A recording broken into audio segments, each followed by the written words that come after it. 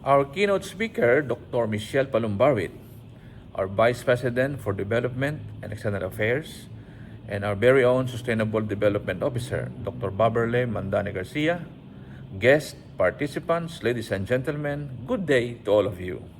First and foremost, I'd like to express my gratitude for being part of Usapang Sustainability 2025, Innovating Green Practices for Higher Education Institutions. Although I'm unable to be here with you in person, I am truly excited about what will be discussed today and the impact this conference will have on our collective journey toward sustainability. At Batangas State University, we recognize the responsibility we carry as the Philippines' National Engineering University. We are fully committed to supporting the United Nations 17 Sustainable Development Goals, and we take this mission seriously in shaping a more sustainable future, not just for our community, but for the world. The challenges are real. The World Health Organization has reported that over 1.2 billion people are at risk from climate hazards like flooding, hurricanes, and droughts. Here in the Philippines, we are no strangers to this reality, with an average of 20 typhoons hitting us every year. In recent years, natural disasters have displaced millions of Filipinos, leaving many vulnerable communities in their wake. We know that as a nation, we still have a lot of work to do, which is why it's so important that we come together now as educators, innovators, and leaders to be part of the solution. As the National Engineering University, we've made it our mission not only to provide top-notch education, but also to equip our students with the skills, mindset, and vision to tackle the big challenges of our time. Our role in shaping the next generation of engineers, scientists, and thinkers is something we don't take lightly. We need to keep pushing for more sustainable innovations, whether that's in renewable energy, building resilient infrastructures, or improving resource management. This commitment to sustainability is also the driving force behind the establishment of our Center for Sustainable Development. Through this center, we are able to foster innovation and create a dedicated space for advancing sustainable practices across our programs. At BatStateU, sustainability is more than just an academic focus. It's a fundamental part of our daily operations. Our campus serves as a living laboratory where we put our green practices into action. For instance, we've implemented programs like the bike sharing program, which promotes eco-friendly transportation, helping reduce our carbon footprint. We also regularly organize clean-up drives and tree planting activities, engaging our community in efforts to protect and preserve the environment. Since 2022, we have collectively planted over 35,000 trees and mangrove saplings, contributing directly to local biodiversity and environmental resilience. We are also proud of our progress in the international stage. In the 2024 UI Green Metric Rankings, Batangas State University has been ranked 304th globally. Furthermore, in the THC Impact Rankings, we were ranked in the 601st to 800 bracket, with select SDGs achieving a global top 200 rankings. These recognitions highlight our commitment to sustainability and reinforce the importance of our shared efforts in creating a more sustainable future. However, despite these continuous efforts, we recognize that there is still much more to be done.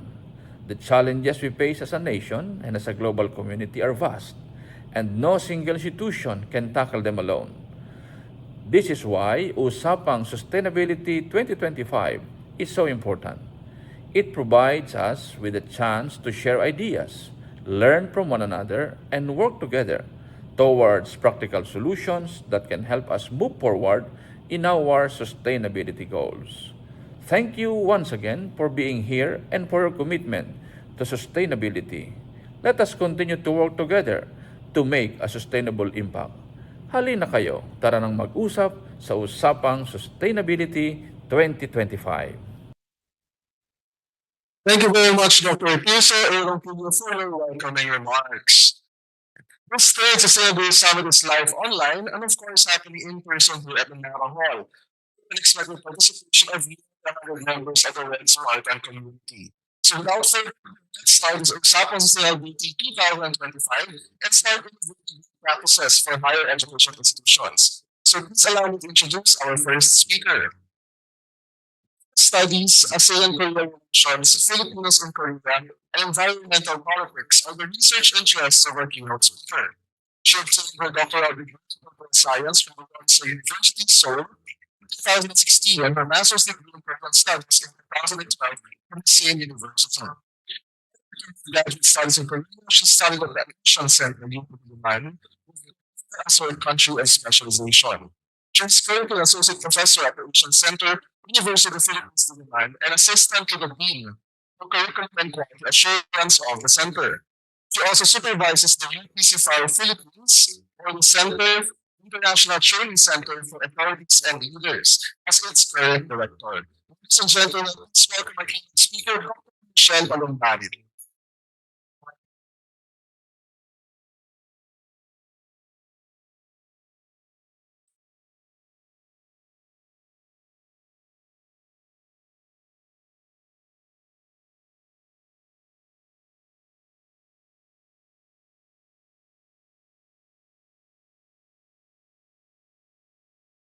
Can you please show my presentation? A very good morning to all of us. It feels really good to be back here at Batangas State University. The very first I came is when I went to Batangas State University, Araso, and with Chancellor Enrico there. And to tell you honestly, it feels so good to be back here at your institution. And I'm really glad to meet you all here today. So I'm genuinely honored to be your speaker and speaking in front of you today. With this one, I feel like I won the Olympics. Really, I am honored and thank you so much for the opportunity. As I talk with your theme, Sustainability Summit, I gave my presentation at the HEIs, or higher education institutions, as champions of sustainability. Case in point, University of the Philippines, particularly 𝒂𝒏𝒂𝒂𝒏𝒂𝒃 Philippines, which I will introduce to you later. So, next. So the outline of my presentation is this. So basically, my talk will revolve around this points versus environment, to SDGs, the roles of HEIs, University of the Philippines, 𝒂𝒏𝒂𝒃 Philippines, and some concluding points. Okay, next slide, please. Time and again, evolution, time immemorial, evolution, history, our body and minds tell us that humanity strives for survival foremost. So the very point of existence is for humanity survival. It's reflected, as you can see, in Maslow's hierarchy of needs. We all know what this figure is all about. As you can see, the very bottom of the pyramid is that the physiological needs. We have the food, water, sleep, followed by safety, home, security, belonging, esteem, and the higher there is self-actualization. I'm sure you are familiar with this one. This is also reflected in the case of the developing countries. Developed countries, as you can see, they are almost done with the basic needs. They are now concerned with those problems on top self-actualization and esteem. They are more into arts, the appreciation of arts, and of course, existential questions about why they're here. More philosophical questions, actually. So those are the questions that occupy mostly developed countries. Meanwhile, the developing countries like us, we are more concerned about those needs at the very bottom, the physiological needs, the very basic needs. That's the concern of the developing countries. And so meeting the basic needs is really what preoccupies these countries. And this leads me to the second point, which is development. We all strive for development. Next slide, please. So in developing countries, the first thing is survival and meeting the development needs. Not much really with this picture, environmental conservation. You would think first and foremost about what we can get as food there. Are there fishes for food for me there? Not much really on environmental conservation, but it's the second priority. Next slide, please. So conserving the environment is the second priority, if not at all. And if you can see, in the pursuit for development of developing countries, this leads us to environmental degradation. And this picture is a very common scenario in all areas of the country and also other parts of the country. And unfortunately, with most population living in developing countries, consumption or the use of nature leads to this environmental degradation, and we know the effect of this. So imagine how many trees, how many forests are gone every day for the sake of meeting the basic needs of the people in the name of survival and development. Okay, next slide, please. So this leads nations to declare that the 8 Millennium Development Goals or the MDGs. The states then really aimed at achieving this 8 Millennium Development Goals by 2015. If I can enumerate these ones, first is eradicate extreme poverty and hunger, achieve universal primary education, promote gender equality and empower women, reduce child mortality, improve maternal health, combat AIDS, HIV, malaria, and other diseases, ensure environmental sustainability, and partnership for the goal. But come to 2015, the same problems and even more problems persisted and still persist to this day. Next slide, please. So this led states in 2015 really to perform this 17 SDGs. Those wonderful pictures on your right, and with a small circle with beautiful colors, the SDG team, they were formed in 2015. They were fought very hard, and nation states came up with the 17 SDGs. So this is the so-called 2030 agenda for sustainable development, and the goal really is 2030 theoretically. So next slide, please. So sustainable development. When you say sustainable development, it's a development. We all know this one. The very basic definition is that it is a kind of development that meets the needs of the present without compromising the ability of the future generations to meet their own needs. In other words, it's all right that we develop, we don't endanger the future generations.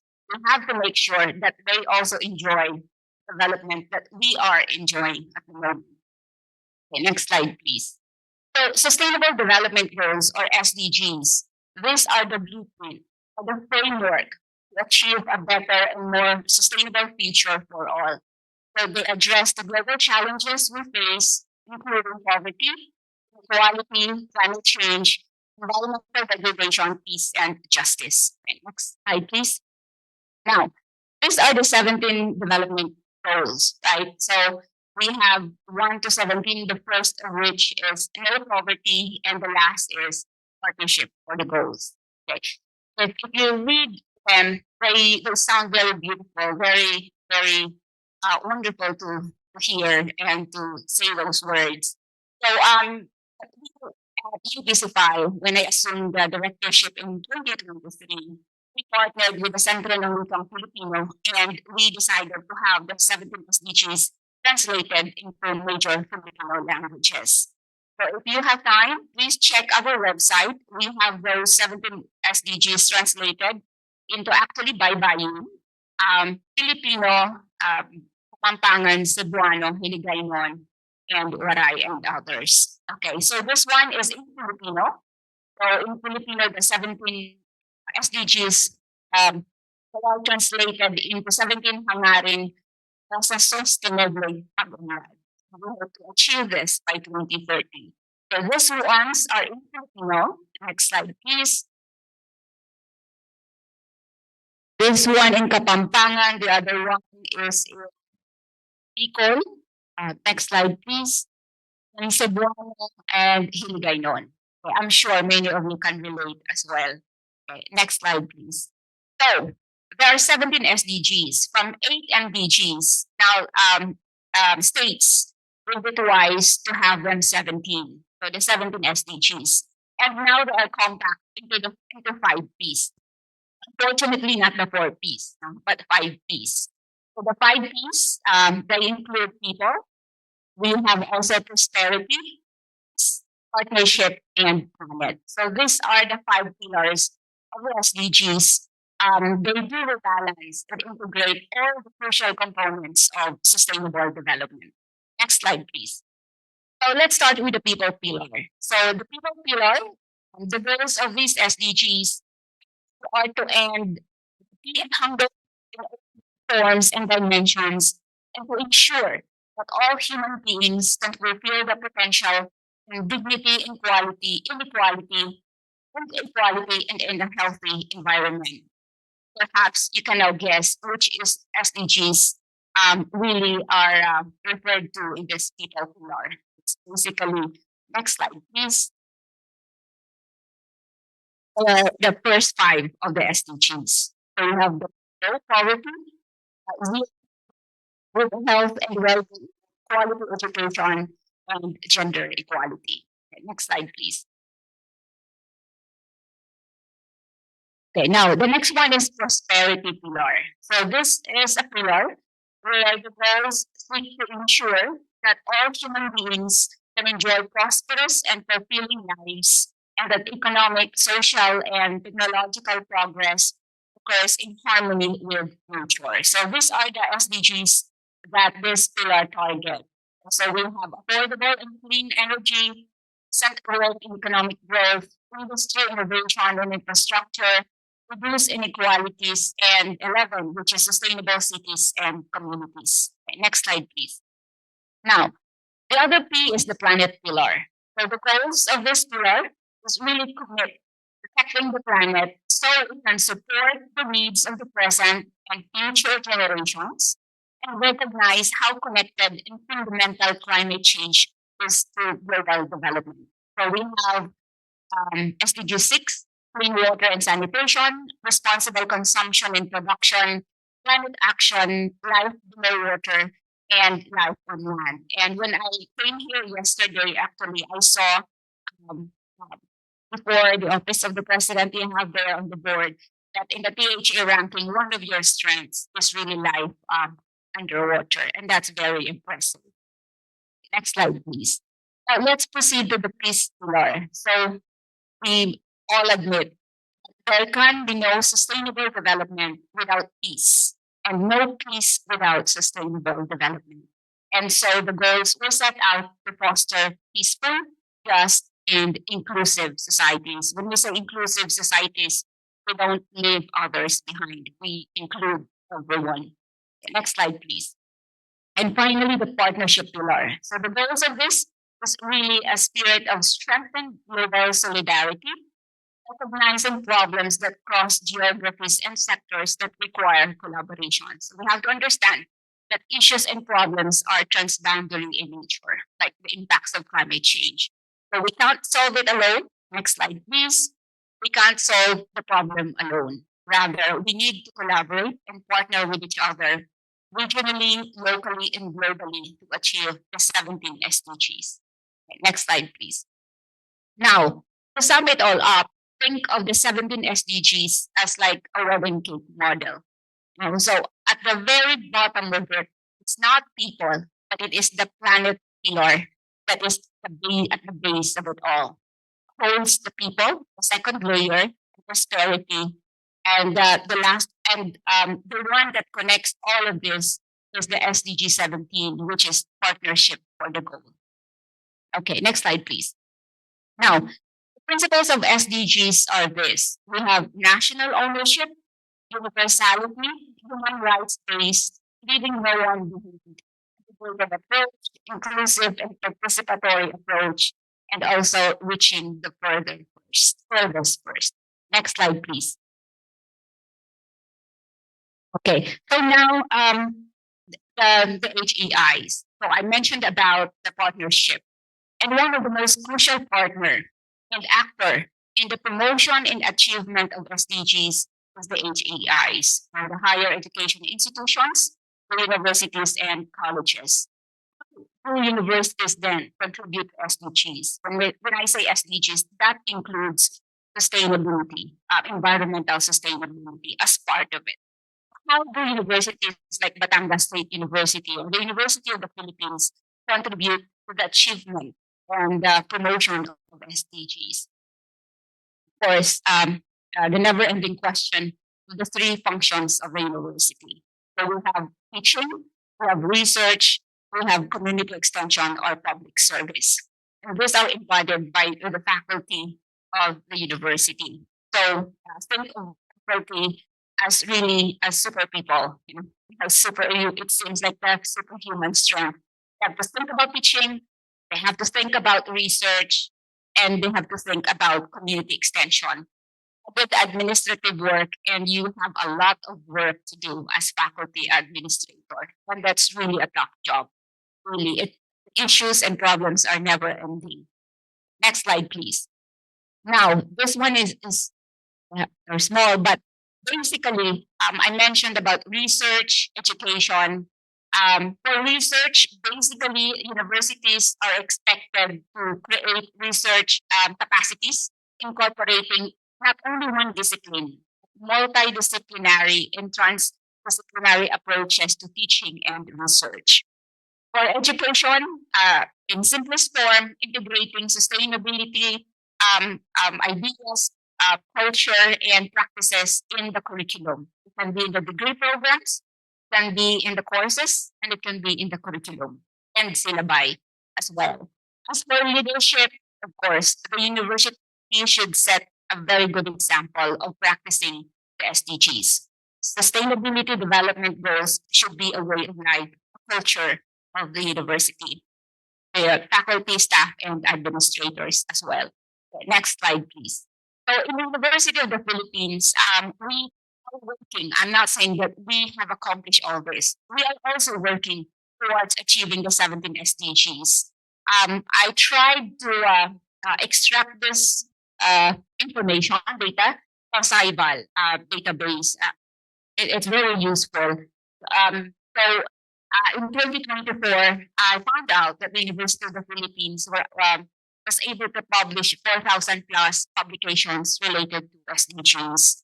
And the most cited of all is the good health and well-being. Well, presumably because UP Manila is strong in good health and well-being in this regard. And we are also working on achieving those other SDGs in our research. Okay, next slide, please. So again, how can universities contribute to SDGs? I mentioned teaching, research, and in the case of the University of the Philippines, with UP-CPhal as a case in point, it's more about a public service. Okay, next slide, please. We are trying to live by the motto of the university, honor and excellence in the service of the nation. And so UP-CPhal Philippines is part of it. UP-CPhal Philippines, well, CPhal, Professor Ellen a while ago asked what CPhal is, and I mentioned to her it's French. I can't speak it in French, but I'll translate it into English. So CPhal is the International Training Center for Leaders and Authorities. When I say leaders and authorities, this does not mean only government leaders. It means leaders, youth organizations, civil society organizations, and leaders of communities, the LGUs as well. So that's CPhal Philippines. It is located, it is under the Office of the Vice President for Academic Affairs under the UP system. So we are a hub for capacity building on research on the interwoven theme of the 2030 Agenda for Sustainable Development with a particular focus on migration, gender equality, and inclusive business. If you happen to visit UP Diliman, house in UP Diliman, we are on the third floor of the School of Statistics in front of the Office of the Admissions of the university. Okay, next slide, please. So UPCPAL Philippines is an institutional program. It's an institutional project of the university, and we are connected with UNITAR. I also saw when I came here yesterday on the wall at the lobby, there's this certificate with the UNITAR. We are affiliated with UNITAR. UNITAR is the UN Institute for Training and Research. It's the training arm of the United Nations system. We are part of the CIFAL Global Network. We call it the CGN. And there are about 35 CIFAL centers across the globe. And the rule of the thumb, except for Canada, US, and China, there should only be one CIFAL in every center, in every country. And so the University of the Philippines is honored to host the CIFAL. And that's why the name UP CIFAL Philippines, or simply CIFAL Philippines. And in the Asia Pacific, we have the CIFAL Bangkok, CIFAL Jeju, recently CIFAL Japan. And every year, we all meet in other parts of the globe to discuss about what we have done so far. And this one is under the UNITAR, the CGN, and of course, the University of the Philippines. So these are the three institutions that host the UPCPAL Philippines. Okay, next slide, please. So as I mentioned a while ago, the UPCPAL Philippines is connected with the United Nations. And one of our board of representatives is the resident coordinator, the UN resident coordinator. And also we work with other UN agencies, especially the International Labour Organization, the IOM, okay, and other UN women. Next slide, please. So for CIFAL Philippines, we are an international training center for training advocacy, as I mentioned, on the interwoven themes of the 2030 Agenda, and we are a hub for capacity building and research. So next slide, please. This is what we do. So we have professional courses. These are about 3 months.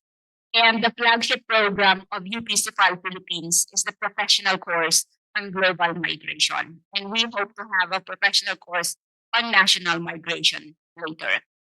The professional course on migration is really understanding migration from a regional, local, and global perspective. So at the end of the course, most of the students are from the Department of Migrant Workers, those working for OWA, and the Department of Foreign Affairs.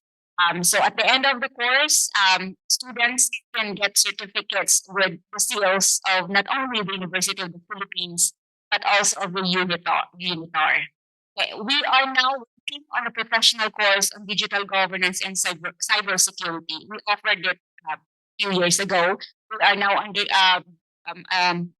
undergoing a curriculum review of this professional course, and also a professional course on water governance, which we hope to open and offer next year. Okay, next slide, please. Now, we do capacity building programs, especially on SDGs. So we do have SDG orientation for small and medium businesses, sustainable development goals for good local governance to LGUs, and also this one is very important, which you might be interested later, sustainable goals for higher education. We do conduct SDG trainings to other HEIs, and last February, we went to Isabela State University, where we conducted a 2-day workshop, an SDG workshop to faculty and students of the ISU, Isabela State University. So all the CIFAL staff went to Isabela State University, and we were hosted, of course, by ISU. Next slide, please. Now, if you ask me about the role of universities in promoting SDGs, environmental sustainability at that, last year, along with other universities, we drafted a joint statement where it was read during the political forum in 2024. Can you please scroll down to the very last documents? Next, the very last one with the joint statement. Next one.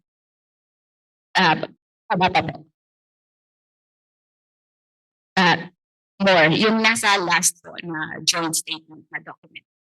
Pinakadulo. Next.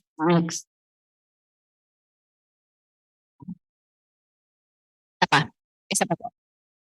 Isa pa. Yan. So can you please enlarge this one? The statement po.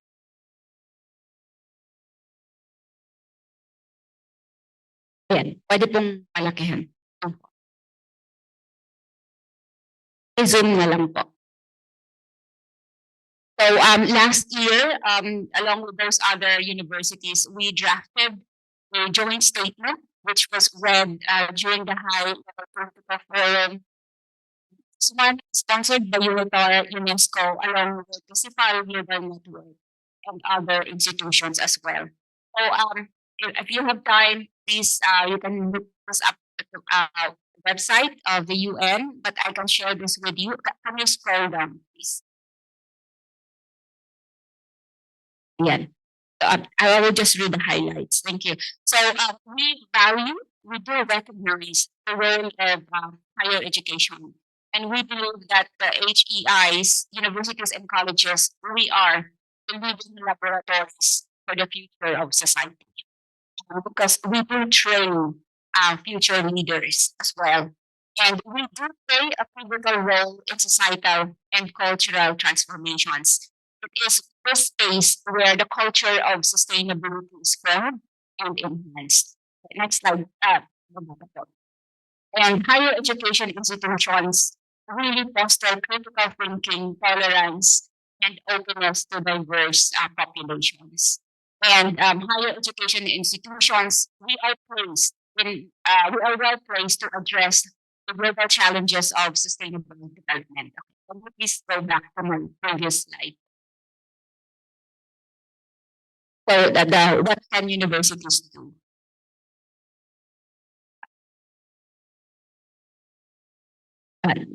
So what can universities do, really? These are just suggestions that you might take. But first of all, university should support the full spectrum of research approaches. I mentioned a while ago, it should not be only confined. Approach to research and teaching should not be confined to one discipline, but the name of the game now is interdisciplinarity and transdisciplinarity approach. When we say multidisciplinarity, interdisciplinarity, we include others from other disciplines, and transdisciplinary, that means you also involve other stakeholders like the private sector and the communities. So map university research onto the SDGs, identify opportunities for this kind of linkages, identify existing SDG-related interdisciplinary research efforts, build capacities of all researchers in interdisciplinary research. Next slide, please.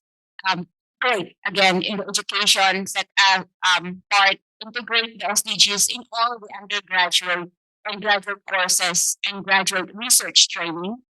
Offer capacity building, not only for faculty, but also staff and students, engage students, and in the co-creation of knowledge. This is very, very important. Support them as well. Okay, next slide, please. Also give opportunities. We don't much have a choice here because we have to empower the young people. So we have to give them opportunities to be heard and to participate in university governance. Use the SDG framework to identify solutions to challenges, encourage and support all student clubs and societies to engage with SDGs and collaborate with each other. Next slide, please. Also form strong links with businesses and industry, monitor employer trends and skills requirements, opportunities for lifelong learning, exchange relations cities trained abroad and provide SDG-related scholarships and funding really to improve in-country education to support the achievement of the SDGs. Next slide, please. And also collaborate with business to develop new technologies and solutions, establish innovation hubs, partnering businesses, and also develop SDG-related exchange programs between universities and businesses, the transdisciplinarity that I was talking about. So next slide, please. So in a nutshell, universities need to take the whole of institution approach. When I say whole of institution approach, it is an approach that suggests incorporation of sustainable development not only through the aspects of the curriculum, but also through all from integrated management and governance of the institution, application of sustainability ethos, engagement of community and stakeholders, long-term planning and sustainability monitoring and evaluation. Next slide, please. So to sum it all up, universities need to embrace multidisciplinarity, interdisciplinarity, and transdisciplinarity approaches to research and teaching. Creations, and I forgot co-creation, that are very important aspects among students, among universities and colleges, also with civil society organizations, which are at the grassroots level, very, very much in touch with reality here. The civil society organizations, the people, government. Let's not forget the private sector as well. Next slide, please. As I mentioned a while ago, HEIs cannot do it alone. Rather, we need partnership, collaborations with various stakeholders. And that's the very goal of the SDG, the last goal of the SDG 17. Partnership not only for one goal, but partnership for the 16 goals. Next slide, please. So as I will quote Francis here, who mentioned that we are not masters of our earth. We are stewards of the earth. And each of us has a personal responsibility to care for the precious gift of God's creation. I think it's not just about personal responsibility, but I think it's a moral responsibility. And it is a collective responsibility, our collective responsibility to take care of the earth. Okay, last one. And this is the last slide. Next slide, please. I'm sure you're familiar with this very cute poem, right? You can memorize this poem. Oh, okay. So if no one can memorize this poem, then who can read this poem with feelings, with passion? I can read it, but I would like one of you to read it. I think sir dito sa harap. Sir, maybe you can read it to us. So with Sir. passion. This is a real poem by Joyce Kelmer. Yes, sir. Sabi nandun na lang ako eh. Trees by Joyce Gilbert. I think that I shall never see poem lovely as a tree. A tree whose hungry mouth sprees against the earth's sweet flowing breeze. A tree that looks at God all day and lifts her leafy arms to pray. A tree that may in summer wear a nest of roses in her hair, upon whose bosom snow has lain, who intimately lives with rain. Poems are made by fools like me. Only God can make a tree. Thank you so much. So, I hope we all think about the environment, when we think about development. That's it.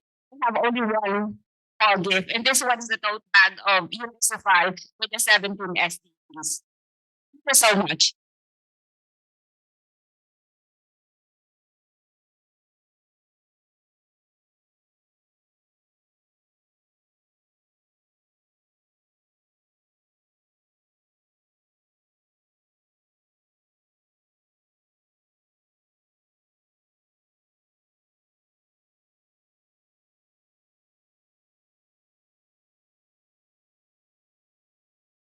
Salamat po, ma'am.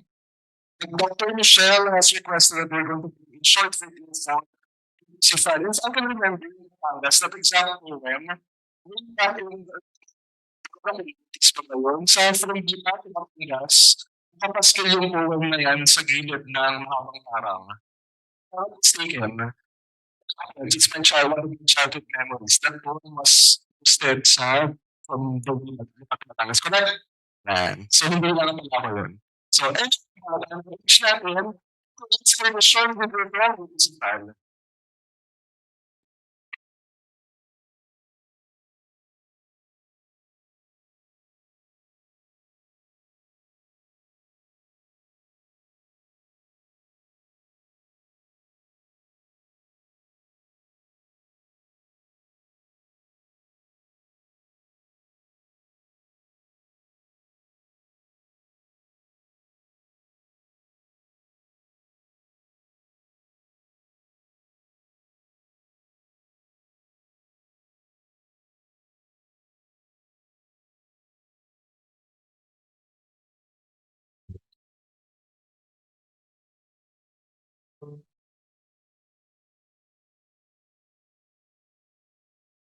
So, technical difficulty.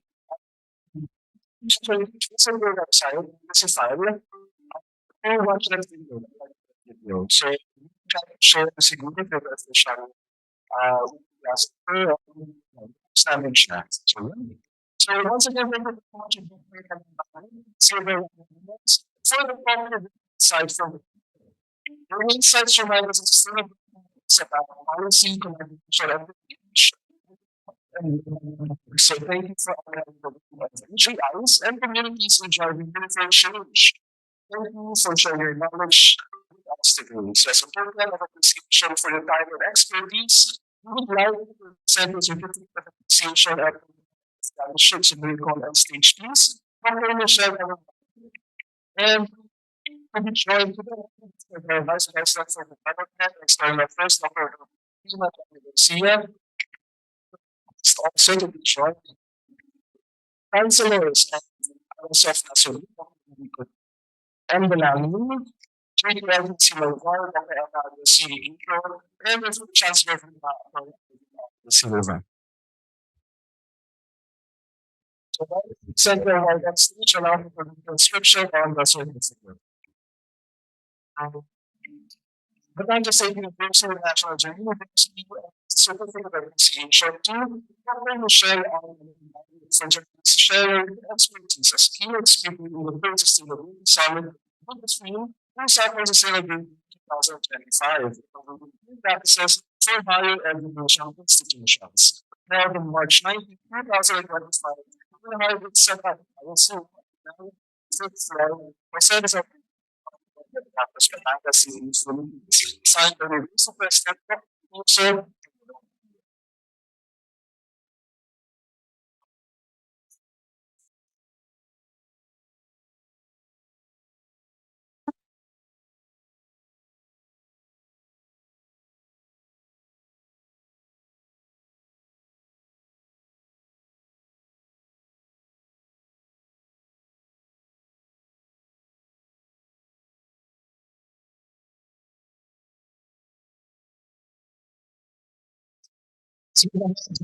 share the environment. This is our minutes.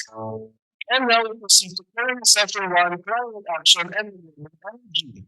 Institutions will infrastructure, research and policies to strengthen climate resilience and reduce carbon emissions. Please allow me to introduce our speaker.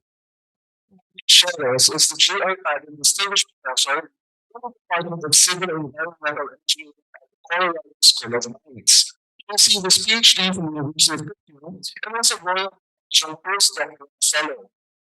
So we're the senior engineer and geotechnical institute and an associate professor and professor Virginia Beck. He's the founding chair of the Department of Civil and Environmental Engineering at the University of UAE.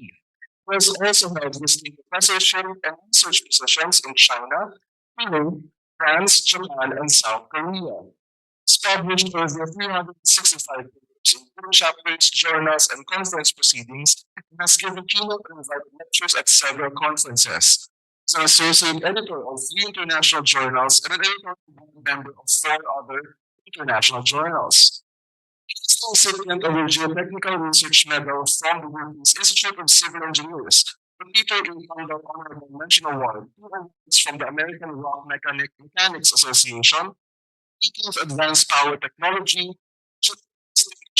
Award from the Society of Powder Technology Japan, a professorship from Tongji University in China, and recently referred back to the state professorship at the University of Chile.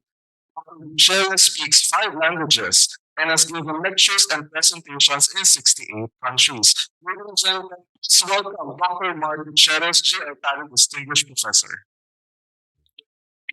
Joining us online, Yes, Dr. Gutierrez, are you here with us? Yes. Can you hear me? Can you hear me? Hello? Can you hear me? Yes, sir. Can All right. Okay, I'll start my presentation then. First, thank you very much for the generous introduction. I'm very honored and delighted to be part of this Sustainability Summit. I'm thankful for the organizers, particularly Dr. Mandane Garcia for her tireless work. Okay, so I'll share now my presentation. Please allow me to share my screen.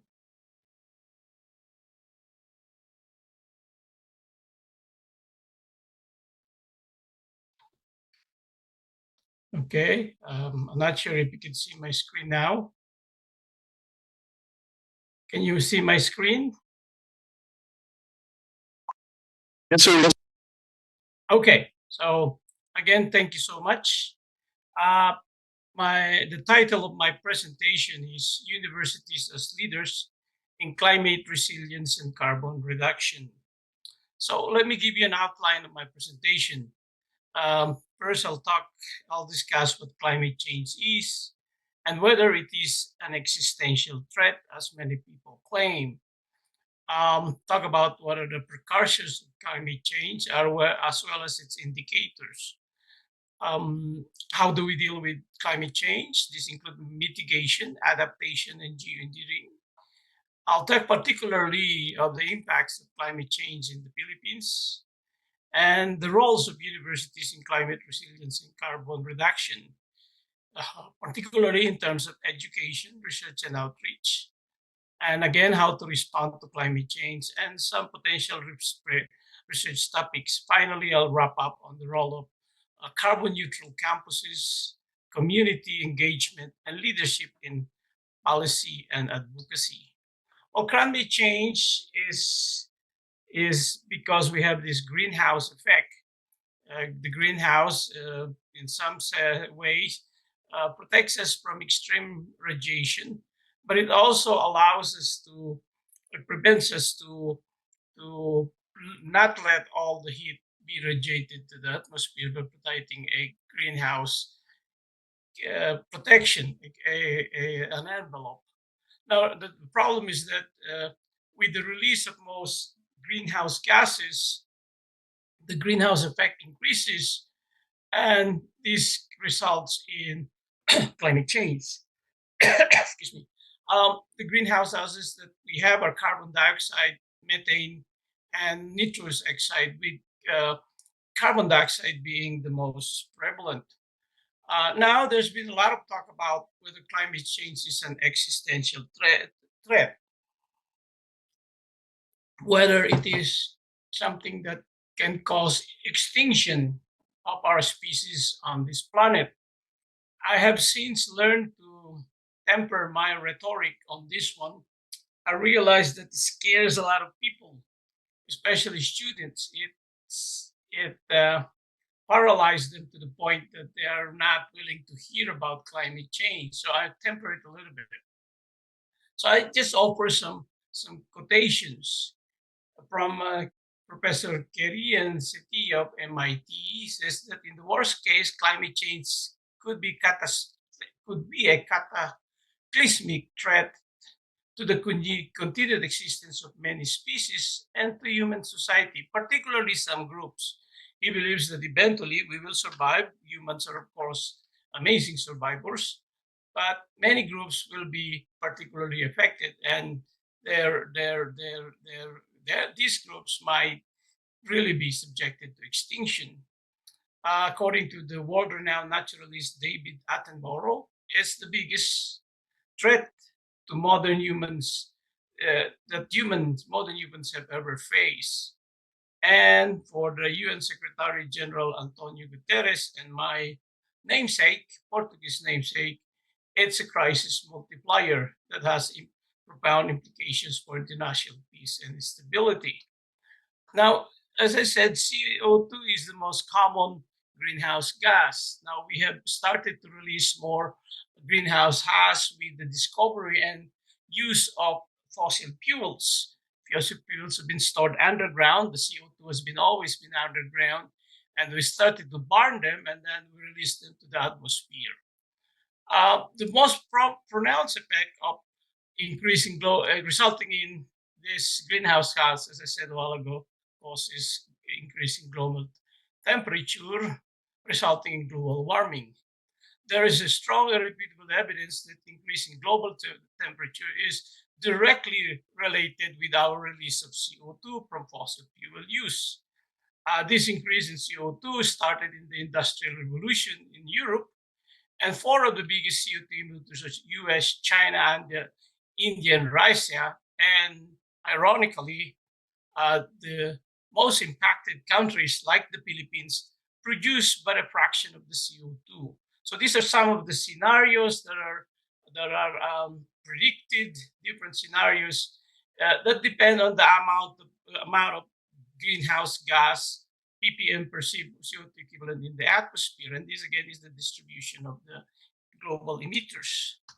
So let me show you two graphs. The first one on the left is the change in temperature, and the other plot is the amount of atmospheric CO2 that we have pumped into the atmosphere and the annual release of CO2 in gigatons. So the main sources of CO2, as I said, is fossil fuel usage and land use change. Okay, so when you change the land, for example, when we burn forests, they also produce CO2. So as you can see, with the increase of CO2 in the atmosphere, as well as the release in rate in the atmospheres, there is a sudden increase in temperature in the 1900s, 1800s to 1900s, right after the start of the Industrial Revolution. We have many indicators of a warming world. We can start on the surface with the ocean absorbing a lot of the heat change, resulting in the melting of the polar ice caps, and sea level rise, and because of that, we increase the sea surface temperature. Sea surface temperature in turn increases temperature over oceans, increases humidity, and accelerates evaporation of water. At the same time, the glaciers are melting, snow cover are disappearing, the tree lines are moving up, we're getting earlier springs, and you can see species migrating poleward and upward, such that now you can find species of fish that exist only in tropical areas. You can find them close to the Arctic region.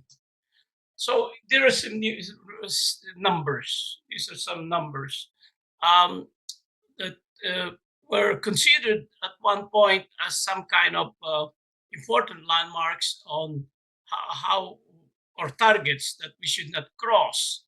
One is the 400 ppm CO2 in the atmosphere. This was exceeded in March 2015, since record keeping of the CO2 levels were made. That's 400 ppm globally per month.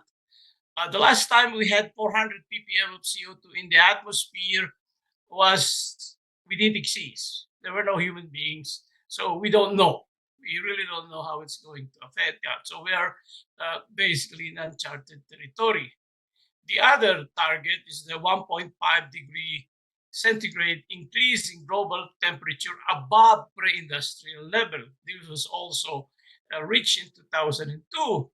Um, some believe that this is a threshold we should avoid to avoid runaway climate change. So, and then global temperatures may increase to as high as 4.5 degrees or more by the year 2100. By that time, Earth will completely look different and we won't even maybe recognize it. And here's the final number is that 98%, over 98% of scientific papers agree with the consensus that humans are causing global change, that we are the main driver. So this is what they say, that there is a consensus. It's the publications. There have been, of course, skeptics, mostly funded by the oil companies. They're changing their rhetorics every time. And now they accept that maybe there's climate change, but maybe it won't be that bad. Okay, as far as the Philippines is considered to be one of the most susceptible countries in the world that can be impacted by climate change, unfortunately, because we are an island nation. The most severe impact that we could expect is the sea level rise. And you can see here some scenarios of what will happen to the coastal areas, which areas that are affected, the different villages, barangays that will be affected with just a 2-meter rise of sea level. So you see a lot of the coastal areas are affected. Of course, that could lead to annual losses in gross domestic product. Climate change can affect rainfall patterns and distribution. So we are already seeing this. We're getting more and stronger typhoons and more severe flooding, more droughts and forest fires. Maybe not as strong as the changes in typhoons. More and more severe heat waves. Everybody notices this. The Philippines is getting hotter. Increased geohazards. Geohazards are my research area. Threats to biodiversity and food security, coastal erosion, and of course, this has public health risks, which could endanger groups of vulnerable people, such as women and indigenous people. So these are just some. I'm sure there are more, but the list is long. And as I said, unfortunately and sadly, we are one of the most susceptible countries, yet at the same time, we are not one of the biggest producers of CO2. This is one example. The Ginsaugol Leyte landslide in February 17, 2006. I have written a paper about it that shows that this is a concrete example of a landslide that was caused by climate change. I had gotten a funding from the U.S. National Foundation. We have been there 3 summers every year, every summer for 3 years from 2006 to 2007 and 2008. It's huge.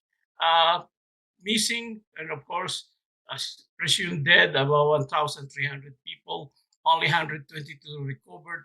210 hectares of land and 80 hectares of coconut plantation were destroyed, and about 350 houses, including students who were in class at the time and teachers who were buried in 14 meters of debris. And, it ranks among the most severe debris avalanches that have occurred in modern times. This is a plot. This was the rain before the landslide. You can see this. This is the daily rain intake. 17. You can see that in total there's about 880 centimeters of rain that fell in the area. Now, the reason for the rain was the increased La Nina, which of course brings a lot of rainfall to our side of the world, to the west, from the cooling of the Pacific Ocean. And La Nina, of course, is becoming more active, and it brings more rainfall and precipitation in our country. So 80 centimeter, which is a lot higher than the average of 12.7 centimeters And this happened in February, which was not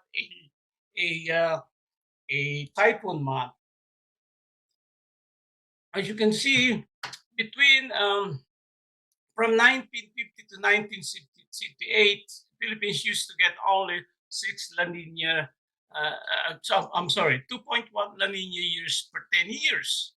But that increased to about 3.4 La Nina years per 10 years right after 1978, 1980. So you can see really that La Nina and El Nino years are both increasing.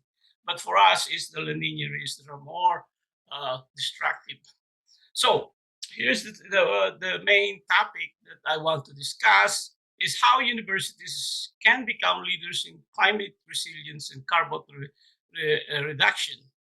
And this is by integrating sustainability and climate resilience across education, research, operations, and outreach activities. Universities can educate future leaders. You can drive innovation, serve as role models for the public, other universities, NGOs, and governmental institutions. Education for climate change. Well, of course, you can offer undergraduate and graduate courses on climate change and sustainability that they integrate climate change policy, resilience, and sustainability in the curriculum.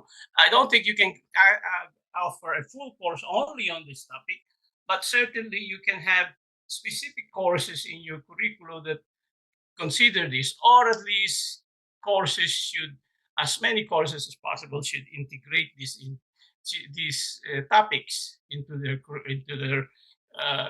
syllabus. Um, you can offer continuing professional education courses on climate change and sustainability, particularly to people who are policymakers, okay, to NGOs and government institutions.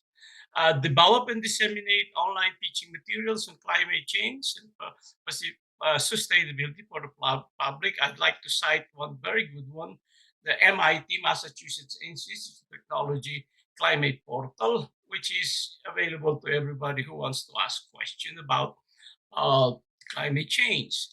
And basically, finally, really, the goal is to train students as agents of climate change and advocates for more sustainable future.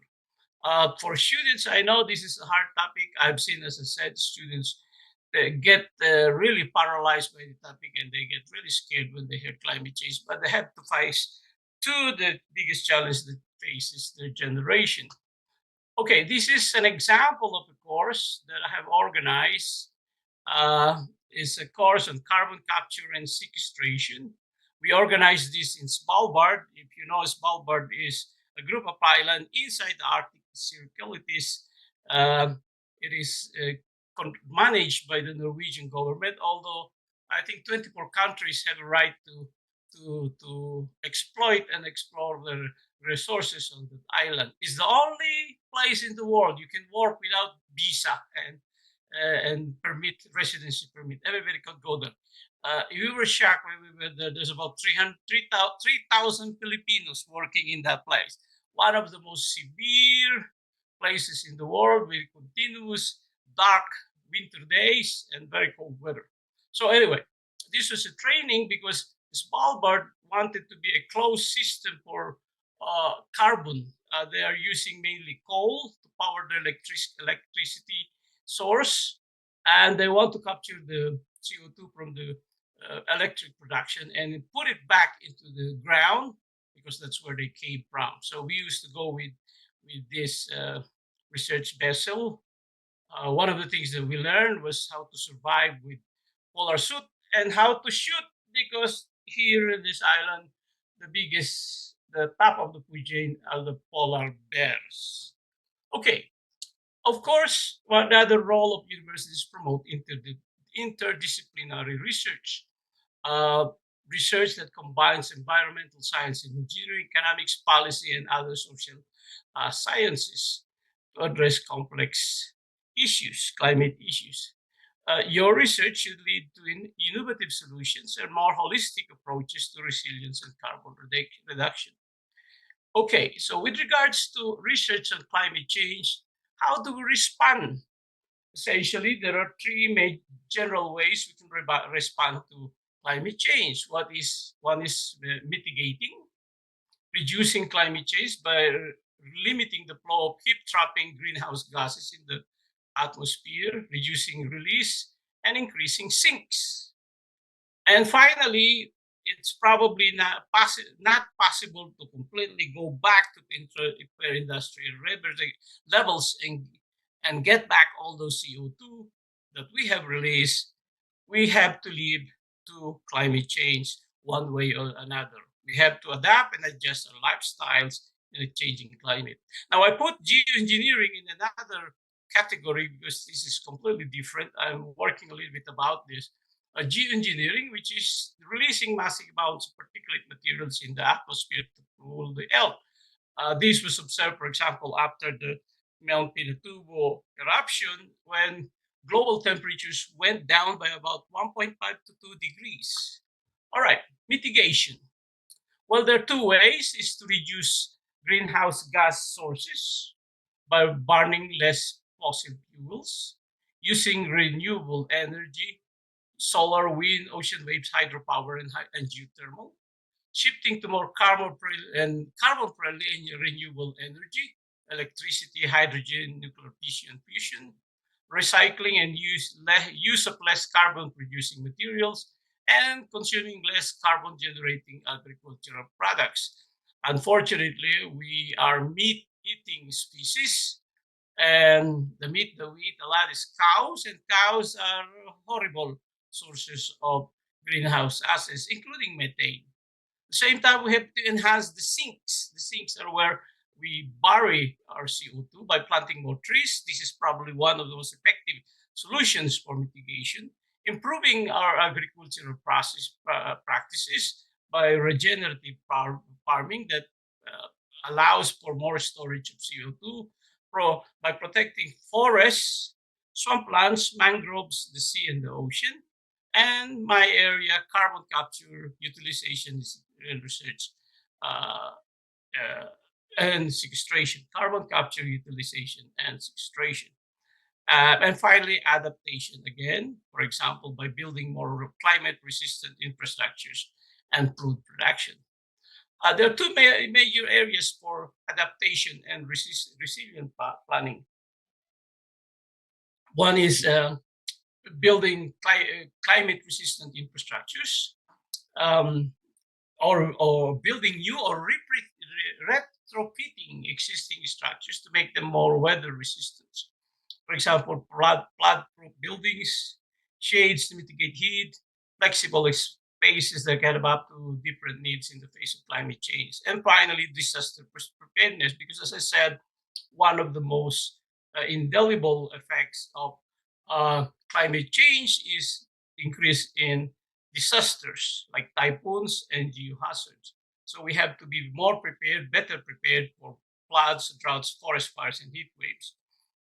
Okay, these are some lists these are my wish lists for some of the research that could be done, particularly in the Philippines, I think, considering the resources that are available, and also considering the priorities that may be needed. For example, developing inexpensive electric vehicles. They're going down now in prices, especially, by the way, Tesla, which is crashing because of Elon Musk. I used to admire him, but not anymore. And what he's doing with our current president. Inexpensive wind and ocean wave generation, geothermal energy, which is both hydrothermal and enhanced geothermal system. And the Philippines is actually the second biggest producers of geothermal energy after the US. Inexpensive solar panels, tree planting drones, resistant and typhoon, flood, and fire resistant building in houses, energy efficient buildings, improve agriculture practices to enhance CO2, capture and storage, develop and promote plant-based food, composting and food waste reduction, protecting coastal areas from erosion, protecting mangroves and strong plan reducing plastic waste in coastal areas. Now, plastic, of course, is a hydrocarbon product, is a byproduct of our fossil fuel extraction, increasing biodiversity, problems, and many more. Here's two. I recently visited the Philippines. I stayed in Sariaya. This was during the death of my brother-in-law. We stayed on a beach, a place, and I was shocked at the amount of plastic waste that are disposed by people. It's really very depressing seeing all the plastic waste. Unfortunately, during typhoon surges, these are transported into the sea, the ocean, and are consumed by marine organisms, and they enter our body, including our blood and even in the brain. It is said that annually, on the average, we consume about one credit card size of plastic. I also had a chance to visit this mangrove close in Batangas, close to campus. I think we ought to protect and expand most of these mangroves as defenders against typhoon surges and shelters that promote biodiversity. Okay, promote collaboration with industry and government to arrive at actionable climate solutions, partnering with local government, NGOs, and private sectors. We need real world solutions. We need cross sector expertise. Okay. We need, of course, funding from different sources. We need to share data along different shareholders. We need to engage the community and increase capacity. We need to pilot and scale solutions. We need the long-term impact, and we have to make our research interdisciplinary. This diagram that I really like on how university, government, and industry could interact. As you can see, government could provide funding and strategic demands, and they can provide jobs, taxes, and infrastructures. And at the end, the university provides innovative solutions to the industry and vice versa. The other way that universities can promote and could be leaders in carbon neutrality is to make their campuses carbon neutral. Okay, you could do this by reducing emissions to energy efficiency, retrofitting your building, zero waste initiatives, recycling, reducing single-use plastics particularly, and adapting and promoting green building standards. This is a campus of my university. It's a very beautiful campus in Golden, Colorado. Now almost all the roof space in my universities are covered with solar panels. Community engagement and leadership. We should make our campuses living laboratories. That is, we can pilot new technologies and deploy them in our schools, okay, to show their feasibility. Public education and advocacy, hosting public forums like this wonderful sustainability summit that you have. Universities serve, as I said, as knowledge hub and offer as much information and expertise to the community.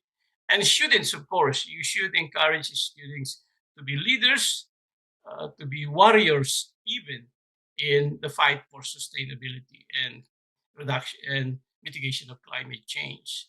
Of course, they could be, as your president mentioned, you have activities for tree planting and other things. Okay, and finally, your role is in the university is in policy and advocacy. Universities should advocate for stronger climate policies at local, national, and international levels. And universities should contribute research and recommendations that guide policymakers in formulating effective climate legislations and international climate agreement. So let me summarize. I don't know if I've exceeded my time. There is an increasing evidence that anthropogenic release of CO2 in the atmosphere is changing global climate patterns and causing global warming. Threshold values in amounts of CO2 in the atmosphere, and climate tipping point, particularly those numbers that I are mentioned, the three numbers that are mentioned, are part of what we call climate tipping points. That is, if we reach them, then we are in the path of no return, because climate change is a non-linear process. So it could accelerate, and, and through several feedback mechanisms, it could accelerate climate change and global warming. If not addressed on time, climate change will have several dire, even cataclysmic consequences for humanity. Philippines is particularly vulnerable to climate change, with sea level rise as its biggest threat. Universities can play important roles in climate resilience and carbon reduction through education, research, education, and outreach. Two of the major ways we can be resilient is requires both mitigation and adaptation. Um, there's a wide range of research agenda on climate change and climate resilience and carbon reduction that a university like University can pursue. And finally, universities are leaders in the education of future leaders in driving innovation and serving as role models for the public and universities otherwise. So, if you're interested about details of my research, particularly in the area of sustainability, I have a group research webpage. I have the link here. My group is called Geomechanics for Sustainability and Resilience. Okay, so please do visit. I have publications there. If you're interested in any of them, shoot me an email. I'll be happy to share them with you. Now we have to come to the point that AI is getting everywhere. So I have to declare that a small portion of this presentation use materials generated from ChatGPT. Thank you very much. I'll try to answer any questions that you may have. Thank you. For example, critical issues in advancing climate change and carbon reduction. See, we'd like to acknowledge the presence of a Vice President for Academic Affairs, Dr. Charmaine Rose, in Manila, to the Sustainability Summit 2025. Shadows your insights reinforce the responsibilities of HEIs not only as centers of knowledge, but as active drivers of sustainable solutions. To facilitate our question and answer session and to present our certificates afterward, I please invite Dr. 𝑰𝒏𝒏𝒐𝒗𝒂𝒑𝒊𝒏𝒈 from the Sustainability.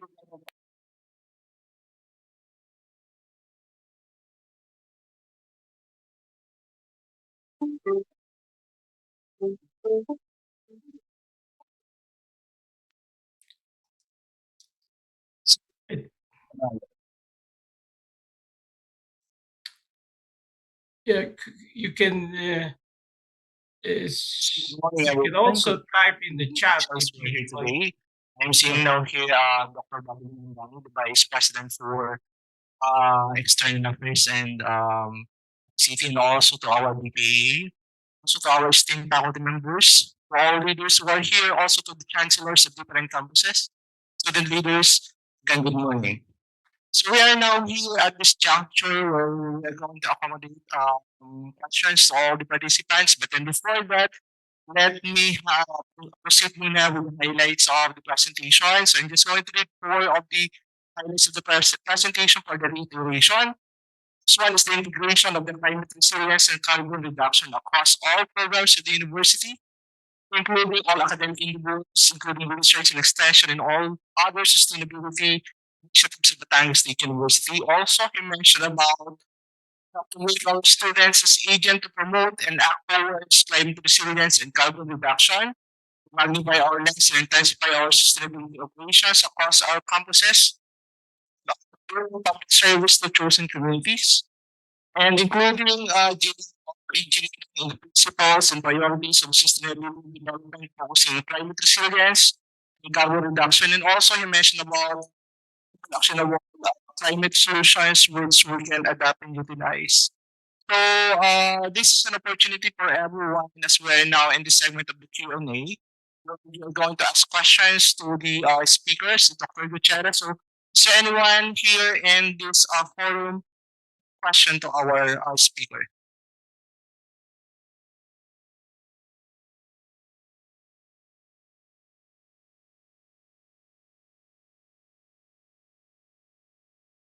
Okay. I just want to remind everyone that this is an opportunity for deeper understanding meaningful exchange of ideas. Okay, questions to smaller and important. So I think we do have a question related to climate resilience and carbon reduction. You can be able to ask it now to Dr. Gutierrez. Okay, if none, I think I have here a question. I already have one question here. If you do have any question, Dr. Gutierrez, it may be heard loud and clear. Yes. So,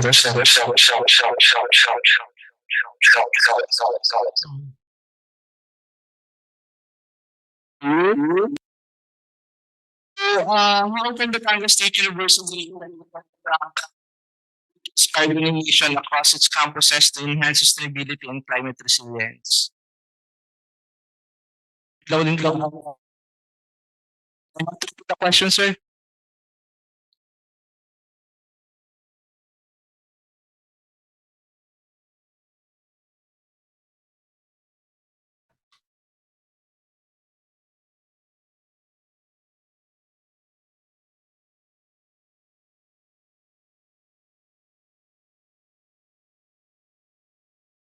Okay, so may I just request yung ating assistants there at the back to please type the question.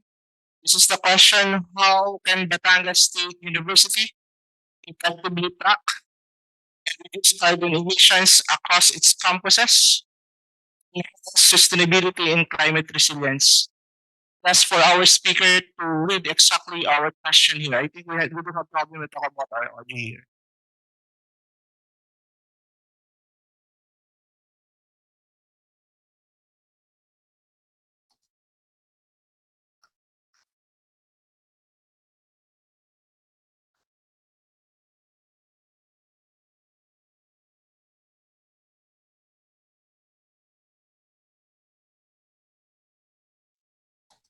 So should I provide the answer now? I think I understood the question. I think the question was, how could Batangas State University contribute to reducing climate? How can university contribute to climate resilience and um, and sustainability and reduce carbon?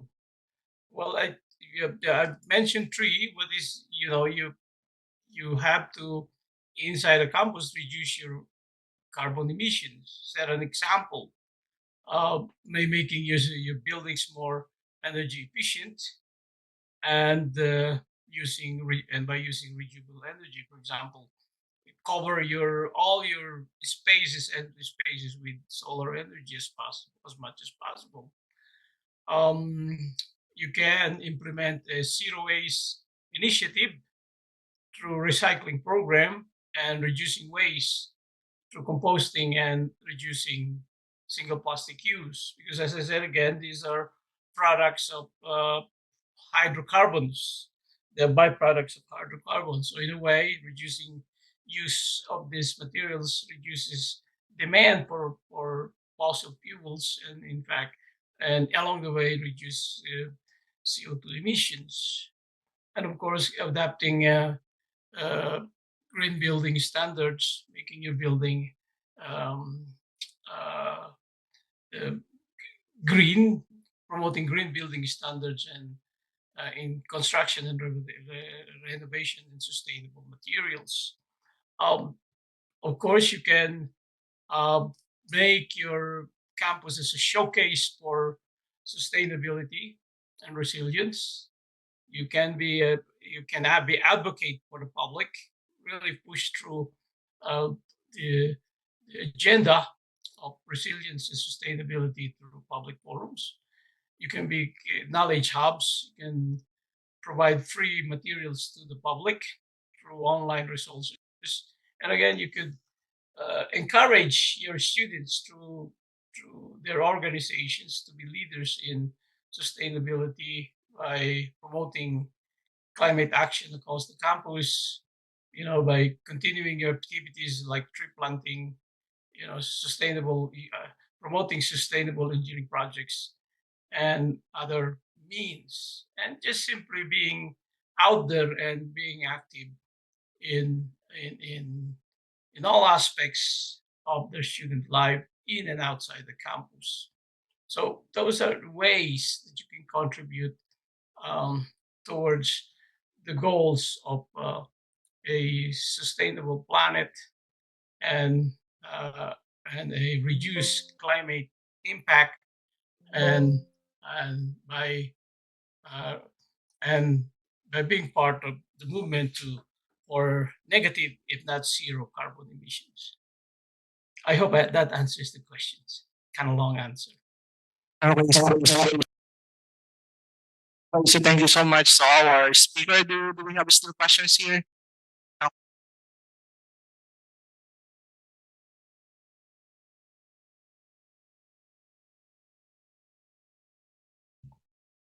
Yes, sir. Yes, sir. Yes, sir. Maybe I can also ask the ating technical team just send the question in the chat box so that it will be read by Dr. Mark. Yeah. So yeah, that's a good way to ask questions. Through the chat back, and I'll try to answer them. Maybe if there's no time, I can email the answer to Dr. Mandanay Garcia and send it to the back to the people who asked the questions.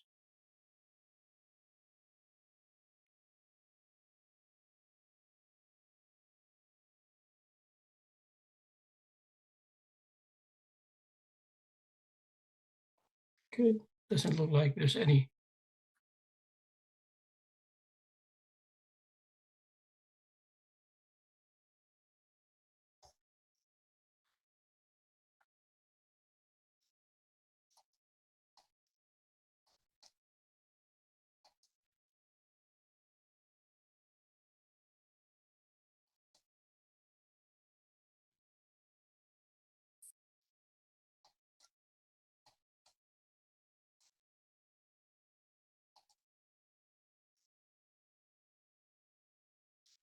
Okay. Doc Mark, good morning. We are Good. required by the national government actually to adopt climate change expenditure tagging to track and monitor climate resilient expenditures. So annually, we are reporting this to the national government. The Our university officials are attending now. Give us tips and advice and on how we can effectively mainstream this kind of expenditure tagging or in our process so that we can effectively track our expenditure tagging as to climate change. Well, that's a very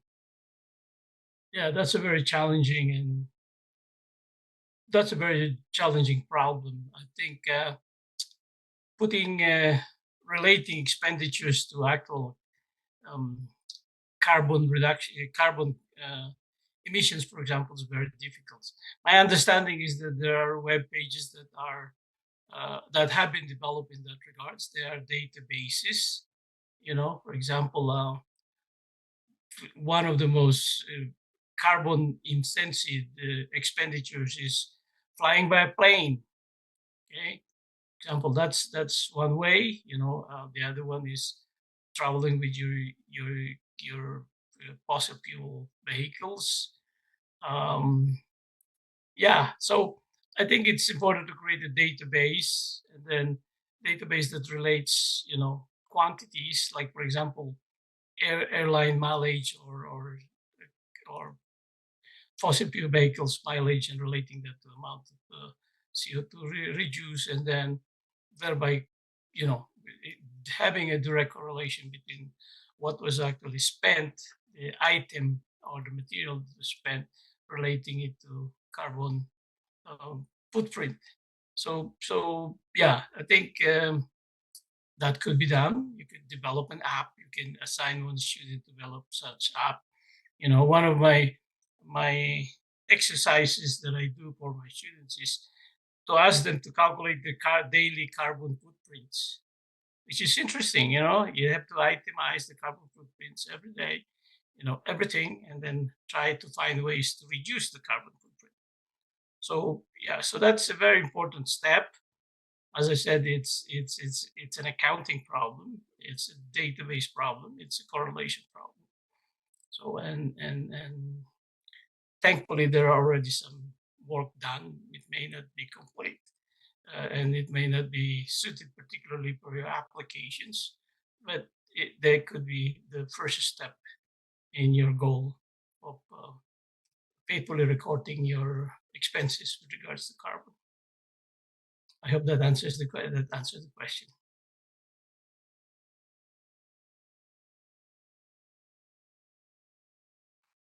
If you have a question, you can able to send it as then later on we're going to email that to our speaker.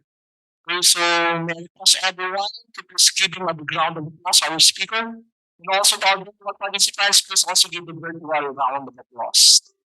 Okay, at this juncture,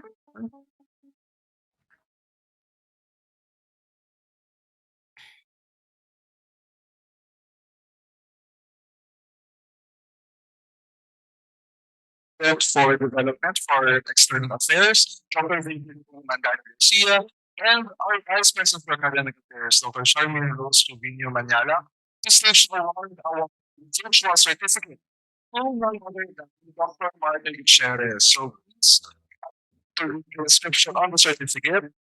Batangas State University National Engineering University Awards Certificate Appreciation to our speaker, Dr. Martin Gutierrez, our distinguished professor from Colorado School of Mines, USA, for generously sharing his expertise as a plenary speaker in the third Sustainability Summit with the theme South of Sustainability 2025 Innovating Green Practices for Higher Education Institutions, held March 19 in a hybrid setup via Zoom at Narra Hall, 5th floor Jose Rizal Building. So we also invite our guests to please smile and look at the camera. The camera is here. We'll be sharing also panel. Ang panel.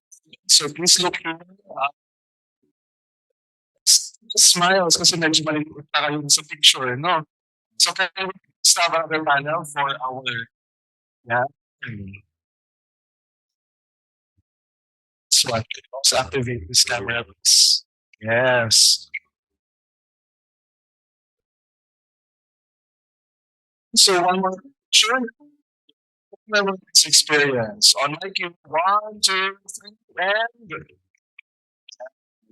so thank you very much. So our first panel speaker, Dr. Martin Gutierrez, GR Distinguished Professor from the Colorado School of Mines, USA. Maraming salamat po. Thank you very much. Stick around, Dr. Gutierrez. We still have a few more plenary sessions to go. Before we move on to plenary session 2, conserving resources, let's take a short break. So it's a restroom break, a coffee break. So 10 minutes. We'll see each other again at 10:57, 10:55.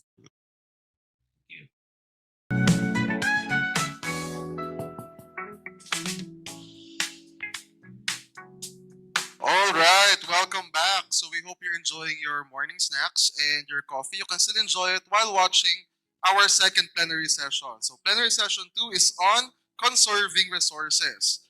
The efficient use of resources is at the heart of sustainability. HEIs consumes vast amount of water and energy, making conservation strategies essential in reducing environmental impact. Our next plenary session delves into practical approaches to optimizing resource use while maintaining campus sustainability. Allow me to introduce our next speaker. Our next speaker is a biology education lecturer at the Universitas Islam Negeri Raden Intang Lampung, Indonesia, and the head of the Sustainable Campus Development Team at her university. With a master's degree in biology from the Diponegro University, her research focuses on water quality assessment, environmental sustainability, and urban development challenges, making her a key advocate for sustainability in higher education. She has presented her work at national and international sustainability forums, including the National Sustainability Leader Meeting of 𝑰𝒏𝒏𝒐𝒗𝒂𝒑𝒊𝒏𝒂𝒃 and the 𝑬𝒅𝒖𝒏𝒏𝒂𝒃 Global Forum. Her expertise in efficient water and energy resource management is vital in shaping how universities integrate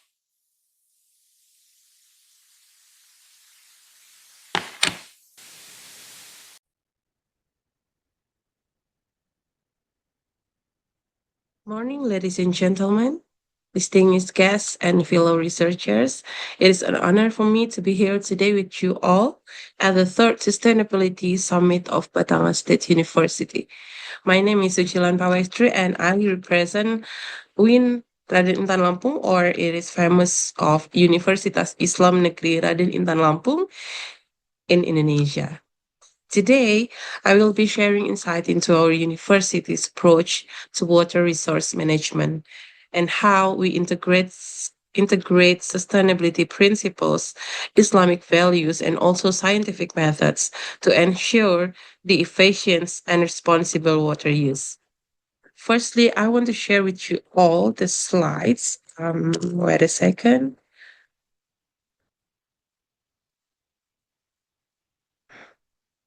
Yeah.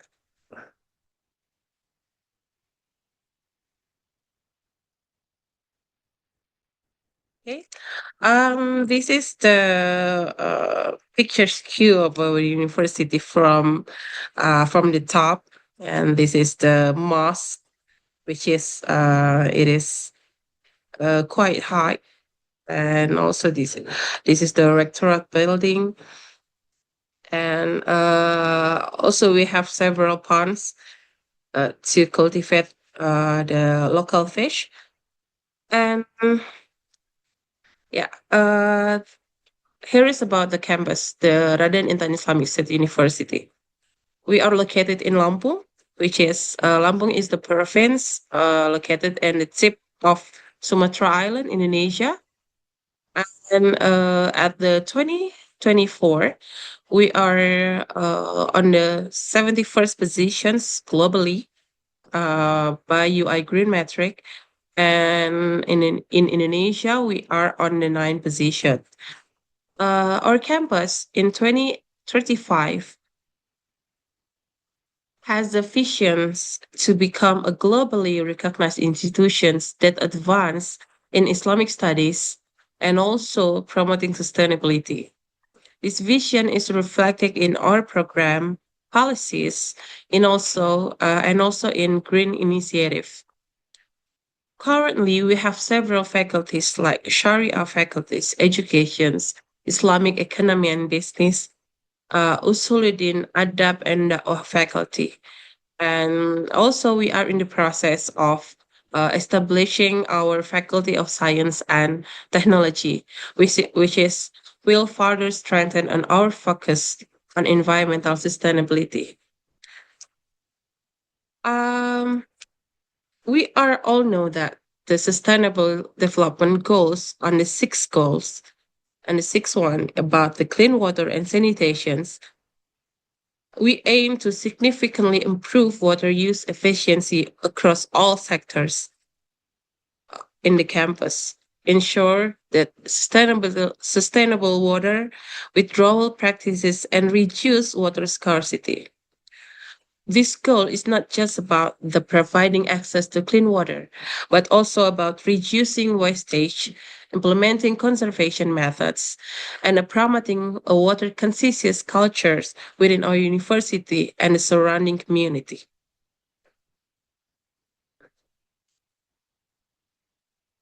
Yeah. It is quite interesting that in Islam, water holds profound significance, not only as a vital resource, but also as a means of purification. If you know that ablutions, or in Indonesia we call it wudu, is an essential practice before prayers. It is symbolizing both physical and spiritual cleanliness. The Prophet Muhammad emphasized that the importance of water in purifications, stating that when a Muslim perform ablutions, sins are washed away with every drop of tears.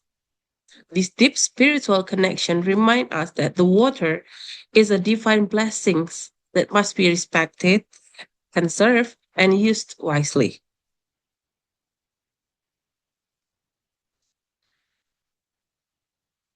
At UINADEN in Tanlampung, at our campus, we integrate these values into our university sustainable effort, ensuring that water used for religious purposes, such as ablution and bathing, is managed efficiently and responsibly. Beyond religious practices, water is fundamental for health, hygiene, and overall well being. Access to clean drinking water and proper sanitation is a basic human right. Yet many communities still struggle with water related health issues. At our university, at the campus, we emphasize that proper water management to provide clean water for drinking, sanitation, hygiene. We ensure that facilities such as toilets, ablution stations, and hand washing areas are well maintained and that students and staff are aware of water saving practices. To ensure sustainable water usage, we focus on green groundwater and rainwater management, storage solution, and effective distribution system.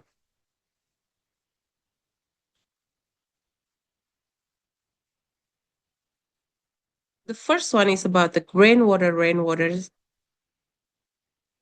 and the storage, water redistribution, water usage efficiency, water recycling methods, and water absorption and evaporations. In Lampung, rainfall can be quite high. Sometimes the range of rainfall is between 77 to 317 millimeters during peak months.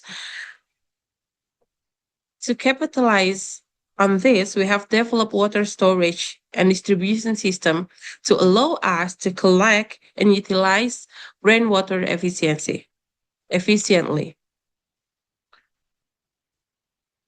Our campus also has a clay texture soil, it is quite challenging to absorb the water. So we have some ideas to tackle this problem. Like we have the biopore infiltrations around the campus.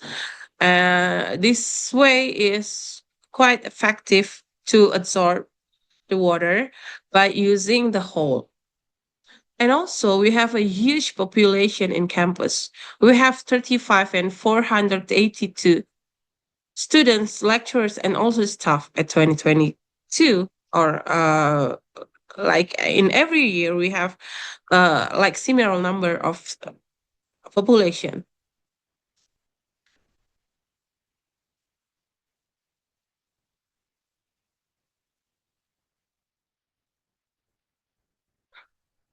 One of our key strategies in water conservation is the use of artificial ponds and also biopore infiltration holes. Currently, we have 11 artificial ponds, which is covering more than 21% of our open space. These ponds serve multiple functions, including rainwater collections, groundwater recharge, and support for local biodiversity. Additionally, we have also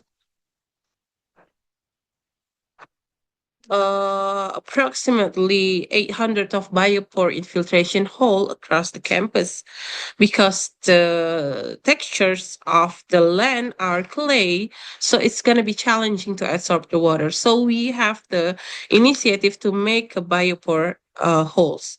These small but powerful structures enhance the water absorptions, reduce surface runoff, and improve soil moistures, and also it making them essential component of our sustainability efforts. And the second one is the water saving equipment. like the applications that we have in the campus to help uh, the use of the water is used efficiently and reducing the waste of the water. To further minimize water wastage, we have introduced water saving equipment to reduce unnecessary consumptions. And also, we have this one is the campaign that located around the campus, around the toilets or the water sources to educate students and staff on responsible water use. And also, it has optimized storage and distribution systems to ensure efficient of available resources. Through this initiative, we encourage a safe in mindsets, one that prioritizes conservation and mindful usage of these valuable resources. And the next one is the water recycling method. We have simple solutions to recycle the water. Like the first one is we have fish farming activities around the artificial pond that we have. Uh, we are cultivate some local fish, so it is also has a function to the biodiversity. And also we have an aquaponic system, like the wastewater coming out from the moss using as an ablutions. We have the body, the water body, and you use it as a recycled water for aquaponic system. Like we combining fish farming with plant cultivation also, where nutrient rich water from fish support the plant growth. And also we have hydroponic system, growing plants without soil. Instead of soil, we just use the nutrient enriched water. And the last one for water efficiency usage is about the water absorptions and evaporations. One of our ongoing project focuses on enhancing water absorptions and evaporation process through biopore infiltration holes. It helps water seep into the ground, replenishing groundwater resources, and then also for soil renutrition techniques, we can improving soil structures to retain moisture more effectively by the biopore infiltration hole. And also, we are expanding permeable surfaces, like increasing evaporation rates for better natural recycling of water. The currently 25 percent of the open space area are equivalent to 45,000 meter square is dedicated to this process, reinforcing our commitment to a sustainable water cycle.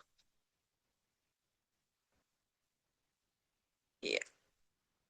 I think it's enough for today. Thank you, everyone. To conclude these presentations, I would like to leave you with the quote by Thomas Fowler.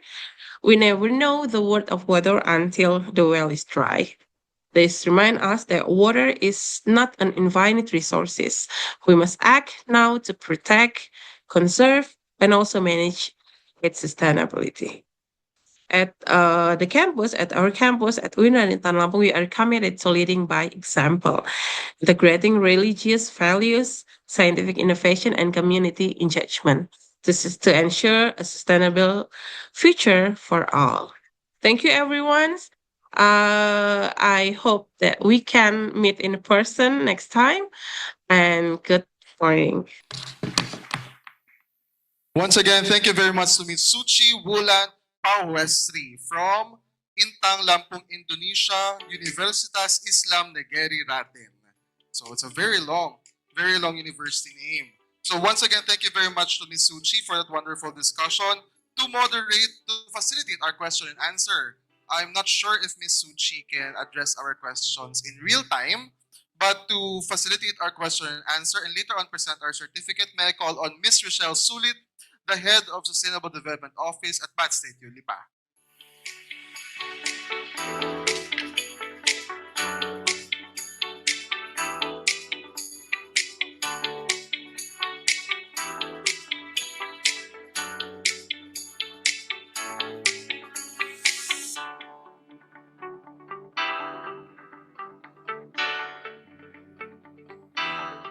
Okay, so all right. Good morning, everyone, to all campus officials.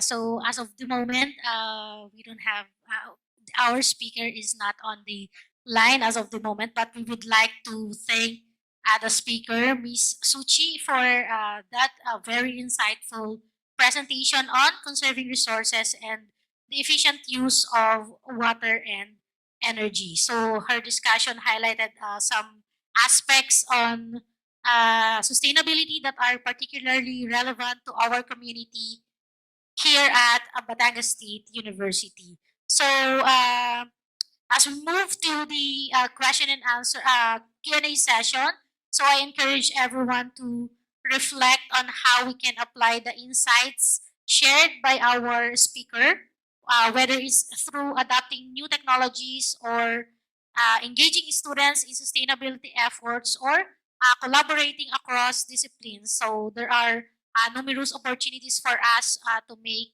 a meaningful impact. So now let's open the floor for questions. So those questions we can uh, uh, have the question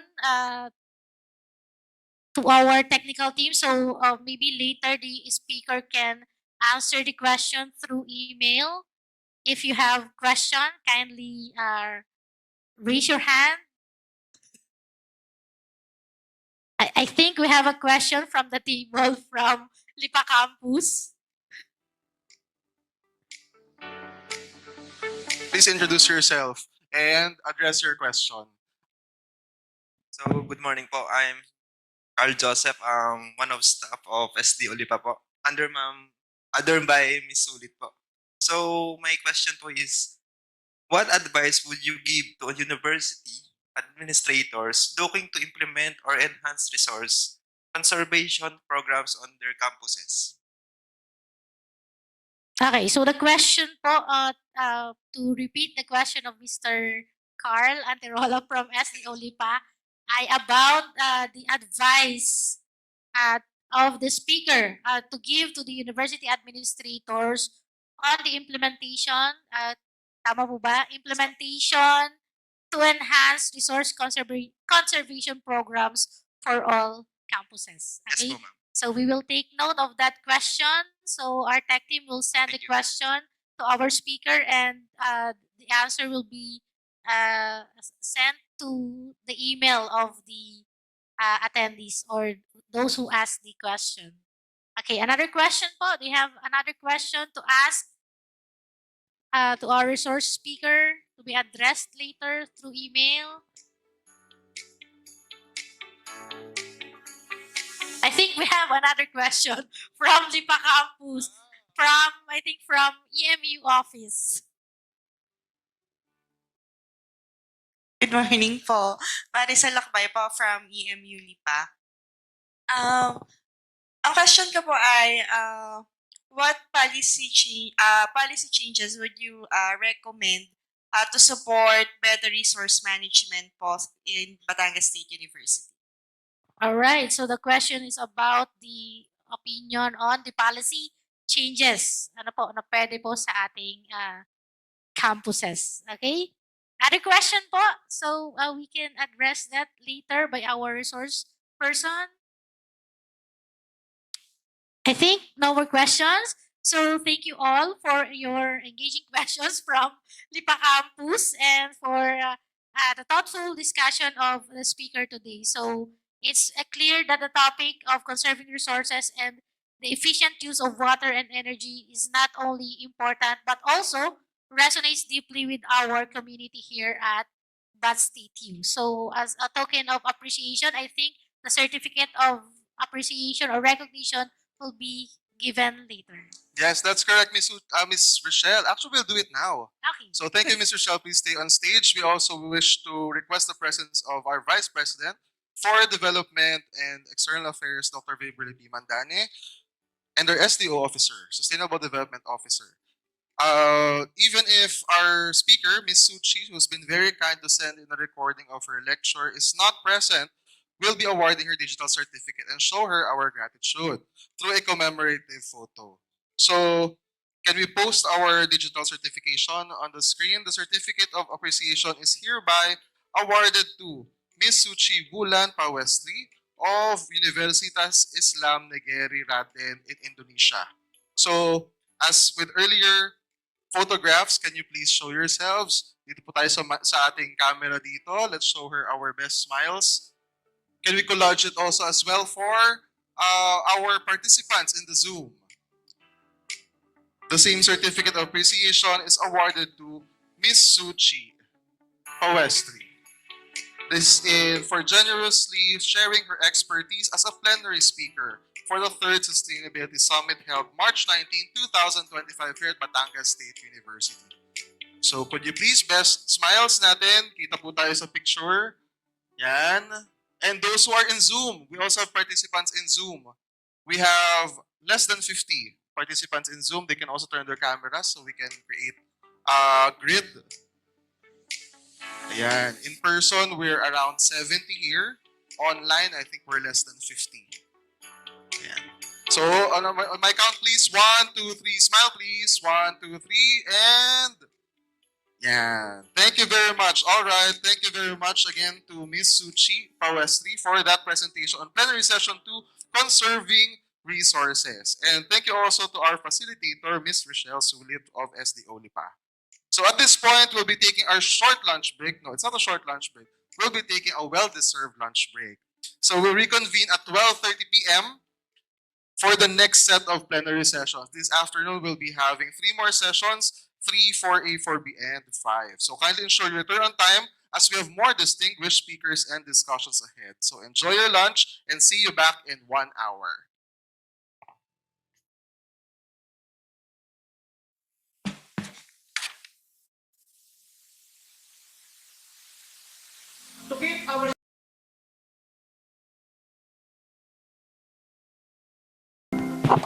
All right, ladies and gentlemen, welcome back. So mukhang some tables are not yet complete. So hopefully they do complete during our plenary discussion 3. No, so if you do have some members from your campuses who are still out, so kindly notify them that we'll be beginning with our plenary session 3. This is plenary session on green and smart infrastructures. So sana po nabusog tayo sa ating lunch so that we can sustain our energy for this afternoon. So is everyone still alright? Nandiyan pa ba ang mga campuses natin? Do we have from Pablo Borbon Campus? Are they still here? Maybe. They're here, yes. From Alangilan Campus. Do we have from Pablo Borbon Campus, Alangilan Campus, from our Alangilan Campus, and of course, its constituent campuses. Do we have from Lipa? Yes, we have from Lipa Campus. Hello, Lipa. Malvar Campus. Malvar Campus. And of course, from Arasof Nasugbu. Do we have from Arasof Nasugbu? Yan. So, if you have other members from your campuses who are not yet joined this afternoon, so please do inform that we'll be starting with plenary session 3. This is on green and smart infrastructures. And of course, we're still here at the Narra Hall for our 3rd Sustainability Summit, Usapang Sustainability 2025, Innovating Green Practices for Higher Education Institutions. For plenary session 3, a truly sustainable campus goes beyond reducing consumption. It integrates smart infrastructure and green technologies to create future-ready learning environments. Allow me to introduce our speaker. Our speaker is a professor from the School of Engineering and Energy at the Murdoch University, Australia. Professor Christopher Lund is an internationally recognized corporate sustainability expert with a passion for enabling companies and government entities to become more economically, environmentally, and socially sustainable. As an experienced researcher, educator, and consultant, he has worked for more than 25 years with a wide range of entities in the public and private sector, including mining and minerals processing, chemical and industrial processing, energy, infrastructure, and local government and land development. Ladies and gentlemen, please welcome Professor Christopher Lund from the School of Engineering and Energy, Murdoch University, Australia. A round of applause, please, for Professor Lund. Hello, Professor. You're joining us online. Good afternoon, everybody. Thank you for this opportunity to attend the Sustainability Summit, the third Sustainability Summit, to talk about green building standards and the smart campus. This is a particular area of interest of mine, an area when I've had a lot of experience. So I want you to come on a journey with me today in this. First of all, I'd like to acknowledge that Murdoch University, from where I come, is situated on the lands of the 𝒔𝒑𝒂𝒏𝒈 and 𝑰𝒏𝒏𝒏𝒂𝒂𝒏𝒂𝒃 people, and we pay our respect to their enduring dynamic culture and the leaders, past and present, and their elders. The 𝒔𝒑𝒂𝒏𝒈, or country on which Murdoch University is located, has for thousands of years been a place of learning, and we at Murdoch are proud to continue this long tradition. All right, I want to start off with a bit of a test, because today we're talking about smart campuses. And this plenary may be a bit different from some of them that you're used to. And I just want to see how smart the audience is, as I would expect them to be at such a university. Do you see on my screen the little guy clapping his hands?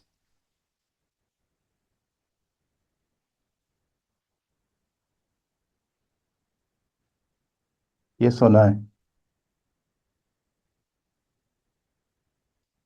What I want you to do, this is part of a test, because as I go through the lectures, as I go through the plenary, when you see this little guy, when this icon crops up, I want you to interact with this.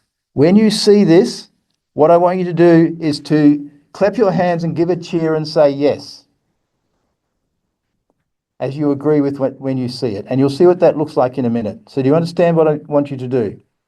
When you see this, so you need to pay attention. When this little guy pops up, then I want you to, where you are, to cheer and say yes, that you agree with what you see. Okay? So let's go on.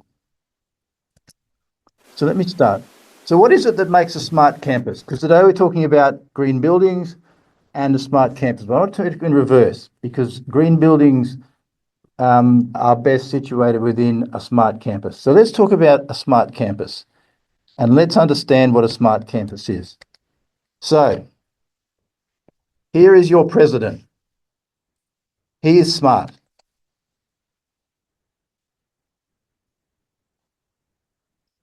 He is. I've read his profile. He's a very smart guy, and he's an engineer. So that's true. There's no doubt about that. Here are your teaching staff and your faculty members. They're also smart, yes?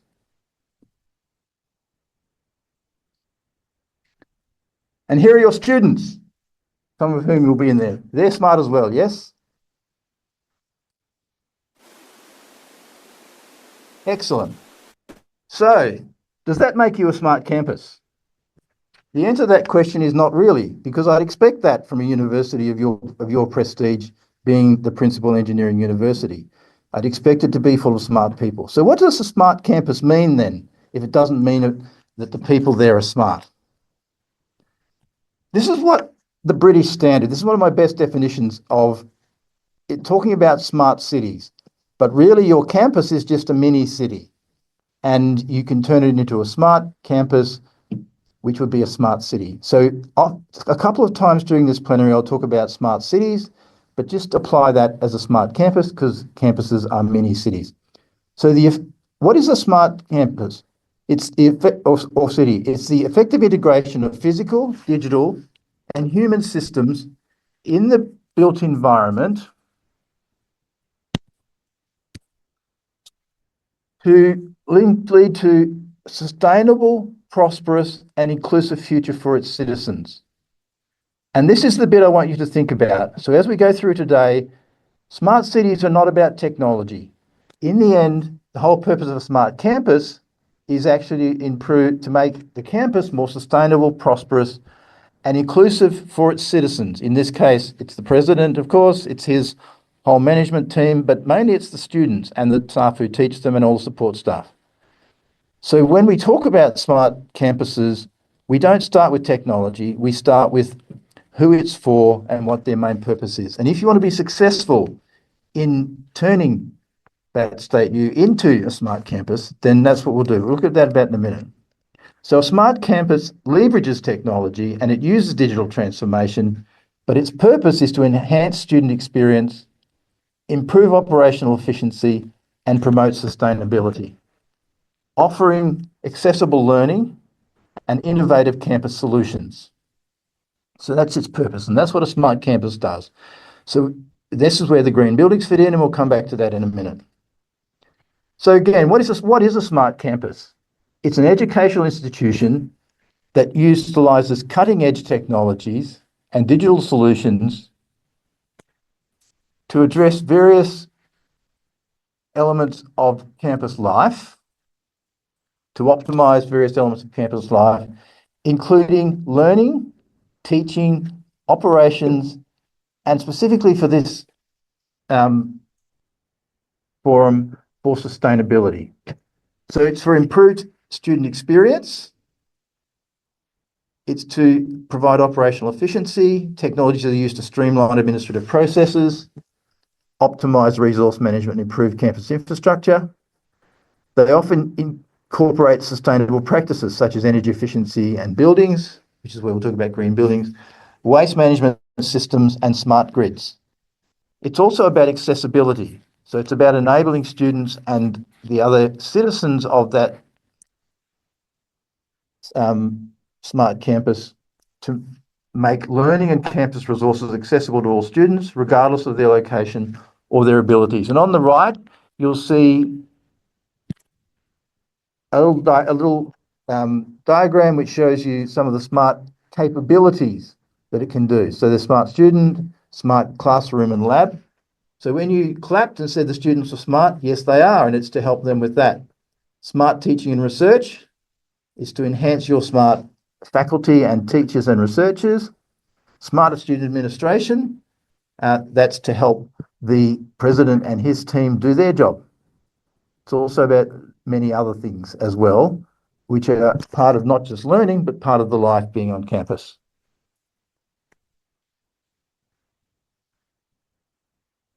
And what I've done in this slide is on the left, we can see some of the SDG goals that the university is ascribing to. And I really admire the university for what they're doing in that space. But the IoT Alliance have mapped the use of the Internet of Things or smart technologies and smart campuses or smart cities to basically say that it can assist with 12 of 17 of the goals.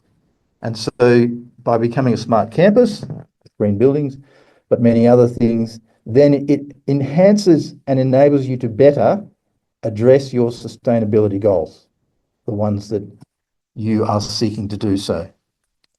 And that's its purpose, is to enhance your sustainability and to enhance the sustainability of those with whom you interact. So with that in mind, what I would present to you is how you would go about designing a smart campus. And you'll notice something strange about this pyramid.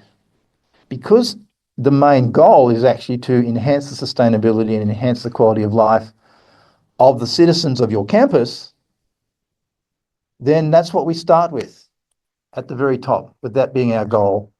And you'll notice that it's not until about 6 steps in that we actually talk about infrastructure. And one of the key messages I want you to take away from this plenary today, based on all of the experience around the world and best practice and the work I've done, is that don't start with the technology. Start with the citizens, what their problems are, how their life can be made better. Start with the sustainability. So smart campuses are, in essence, all about sustainability. If they're done properly, and that is their main goal, then they will be successful. So you start with the goal, you look at a number of use cases to see what a day in their life looks like, what problems they have, and then you say, what new services and solutions could we put in place to help those people to overcome those problems and to make their life better? Then we do a high-level design, and it's only at that point we start to look at different types of solutions for this. Is it an app? Is it a camera? Is it some kind of screen? And then we put in place under that data infrastructure, which is all about collecting data and analysing that and presenting it to make decisions, and physical infrastructure, which is the nuts and bolts. It's the cameras and it's the sensors and it's the actuators and various things that can control. But their purpose is to serve the solutions, which is to serve in the end the citizens of your smart campus. We will need around that governance, marketplace and business models. And as you go into your journey, if you go into one, and I hope you will, to become a smart campus, or if you go out as graduates to work and to develop smart cities, understand that it's not about hardware and it's not just about conventional engineering. You need a lot of other things around that. So you'll need good governance. For example, you've got people's private data. You need to have some set of rules around who can see that and who can use it, or so they don't misuse it, and that people have confidence that you will allow that to happen. So that's governance. You need to have business models that make sure that if you get a grant to put one of these things in, that it has enough income or there's a business case for it to be sustained into the long term as well. And so you'll need regulation and you'll need standards. But this is one of the best frameworks, one of the best diagrams that I know to guide you in that journey as you do smart cities or smart campuses. So you'll notice that it's only about 8 slides in that I'm actually talking about technology. Not that I don't like technology, but simply we needed to understand its place in this. So its purpose, and we need it, is to support the actual problems we're trying to solve and the services. So here are some examples of smart campus technologies on the left. So smart classrooms, interactive whiteboards, digital projectors, online learning platforms like this one, smart buildings, smart and green buildings, building automation systems that control lighting, temperature and ventilation, smart security, access control systems, smart mobility and data analytics. And on the right, there's a long list of the types of technologies that can be applied and the areas in which they're applied, all the way from educational services to people management.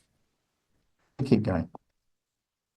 Here are some typical examples of where smart technology in a smart campus are helpful. So on the left, you can have smart e-bike monitoring system, which lets you then have an app which lets people borrow e-bikes and use them around the campus, for charge or not for charge, and you know where it is, you know if something's gone wrong. You can have more significant infrastructure monitoring within the campus to see whether the roads are working or traffic lights or various things like that. It can really assist your students who are otherwise not abled. So they might be in a wheelchair, for example, they might be blind, and so they can interact through alternative reality apps, or they can have a smart electronic walking stick, for example, and various other things. You can do remote monitoring in wearables and personalised healthcare. And I noticed that you have a nursing program, and this is an area that's going to keep coming increasingly into that area as well. So I'm just giving you some examples of the kinds of systems and technologies which underpin your helping people to live a better lifestyle. Here are a couple of other examples of smart streets. So one is around, you can have a solar PV, you can count how many people are going through. It's collecting data to let you make decisions. You can have CCTV for surveillance, for security, or for traffic counting to set off an alarm if something goes wrong. You have digital signage to help people know where they are. You have wayfinders. It can give them information about when the next bus is coming. So, and you can also charge from them as well if you have EVs. So they can really help with a number of problems all at once. At the same time, on the right, you can have smart parking. I don't know whether you have a problem with that on your campus, but in a lot of places we do. And so it can make the life of people easier who do want to bring their cars onto campus or can bring their cars onto campus. So let me then move on to the topic of green buildings. Green buildings can sit within a smart campus, or they don't have to. So we obviously need to have green buildings because they're the largest energy consumers and greenhouse generators globally. And as the world population increases, the construction of new energy efficient buildings is crucial for economic transformation. And obviously within a campus, then it's the most significant infrastructure is actually buildings. So this green buildings, as it shows from the inclusion in this plenary, is a key thing for you to focus on in terms of sustainability. So again, when we're talking about green buildings, they use mainly environmentally friendly technologies such as renewable energy, low carbon technologies, sustainable development concepts to ensure their functionality, safety and reliability, while reducing the impact of those buildings on the environment. So the concepts of modern green buildings are energy conservation and emissions reduction, resource recycling, and environmental protection. So buildings aim to reduce the impact of buildings on the environment, protect natural resources, avoid damaging surrounding ecosystems, but also reduce, replace, remove in terms of energy, water, and waste. There are 3 major international green building standards, and if you're going to develop a new building in particular or retrofit an old one, then you should aim to use these as a framework against which to do that refurbishment to increase the greenness of your building. And I'll come back and show you a good example of building in a minute where this has been done. The 3 leading international ones are Green Star, which is out of Australia, but it's international. There is the LEED, which is US-based, and there is BREEAM, which is also international. And you'll see on the diagrams on the right, the kind of things, and you get a ranking for how well you're doing each of these particular things in terms of your building. So that's how it works. You do a design, you then rank it using the criteria to see against each of these categories, and ultimately you want to try and improve it to the level that you're seeking to aim for. And then you go back and then you proceed on again. Then you look at ways later on as you build, for example, that you can improve this. So there are 3 very good international ones, but of course, most of you may know this, but in fact, the Philippines has its own green buildings code and its own green building standard. It looks at energy efficiency, water efficiency, material sustainability, solid waste management, site sustainability, and indoor environmental quality. I can't see you, but if when you build your buildings at BatStateU, do you use a green building standard? Do you use the Filipino one, or do you use international ones? If not, then for all your new builds, and then as you retrofit, if you want to be truly sustainable, then these are what you need to use. So here's an example from my own university, one of which we're rightfully proud. Recently, 2 years ago, we constructed a new major teaching building. So 70 to 80% of all of our teaching at my university now occurs in this building. And it is a sustainable green building. It's our 𝒂𝒂𝒏𝒂𝒊𝒏𝒂𝒃 building. It had sustainability at its core. It has features like recycled construction materials. So any materials that were used during the construction or any rubble or other things were actually taken out and recycled and reused. We've got a 450 kilowatt solar panel on the roof. You can see it in the picture. We have stormwater harvesting because Perth's a very dry place, so we want as much water as we can, and that water goes to maintain the surrounding vegetation, which has been planted around there, more than 20,000 native plantation. There's been a focus on timber, and you'll see that in the pictures. which had a couple of things. One is it's a much nicer place to teach and to be, because timber is a very warm place, but also it reduced the amount of concrete and steel and other things which have heavy embodied carbon. And so we actually designed it to get a 6-star Green Star rating, and we have achieved that. So in terms of construction and materials, 90% recycling of the construction materials.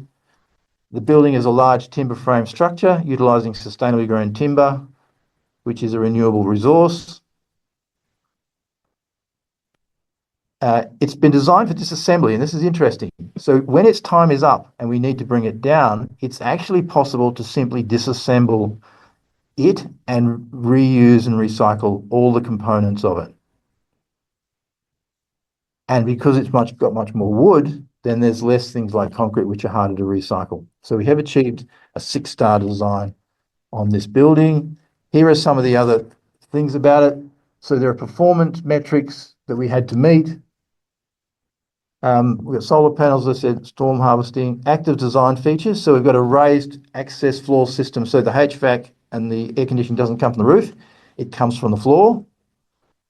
From below, we have occupancy detection. So if there's not people in a particular place or the lights aren't on and the air conditioning is not on in those places. And we have a lot of natural lighting detection devices. You'll see a lot of glass in this building. So if we don't need to switch the lights on, then the system won't switch them on. Passive design, so we've got deep eaves, so the sun can't get inside, vertical fins to passively control solar gain. We've got natural ventilation, and so we've got breezeways, and we've got vents which can open and shut as we get the sea breeze, which we often do, energy efficient lighting, and various other things like that. I'm going to move on because I'm running out of time. So it is possible to make green buildings, and we've given you some of the elements that you should keep in mind if you're going to do that. But just green buildings on their own will not achieve the highest level of sustainability that you need. What you actually need, they don't have to be smart, but if they are smart, then they're greener. So if you integrate smart technologies as part of a smart campus with green building principles, you get many advantages. You get enhanced efficiency and sustainability, because the building principles champion resource conservation, energy and efficiency, but it's actually the smart systems which let you understand how well they're working. It lets you manage them and control them in real time. So you elevate the operational efficiency and sustainability of those buildings. You have real-time monitoring and adaptive controls, so that someone's not just changing some air conditioning controller or some BMS, but the system itself is responding. And if there's nobody in a particular space, it can turn off the lights and turn off the air conditioning in real time. And then you can build AI into it so that it can predict in advance when things should happen. And so it can pre-cool or preheat much more efficiently. So you've optimized occupant experience. So the smart technology not only augments the environmental performance, but also enhances the comfort and health and productivity of the people who are in those buildings and in those areas that they need to be. Because in the end, that's the purpose of the building, to make the life of the people in there much better. So the last thing I want to move on to in this is this thing called Smart Campus as a Living Lab. What you want to do if you're building a smart campus is to build it, particularly as a university, so that the campus itself, that building process, and then all of the technology and the smart elements of that campus and the green elements of that campus are actually a lab in which the researchers and the students are involved in their learning. So they're just not seeing it from some kind of plenary like this, but they're involved in its design, in its building, in its operation as well. And so you take your curriculum and you build your curriculum around that smart campus. So it's a place-based ecosystem or platform for human-centered innovation, creation, collaboration, experiential learning. It's established in a real-life context, such as a building or a whole campus, in your case, even a whole city. Again, the users and the citizens are at the center of this living lab. They're active participants, not just test subjects. They get to have some say. They get to learn from it and experiment with it and change it in some cases, or input to redesign. So And it's there to show setting in solve real world problems that directly impact the campus.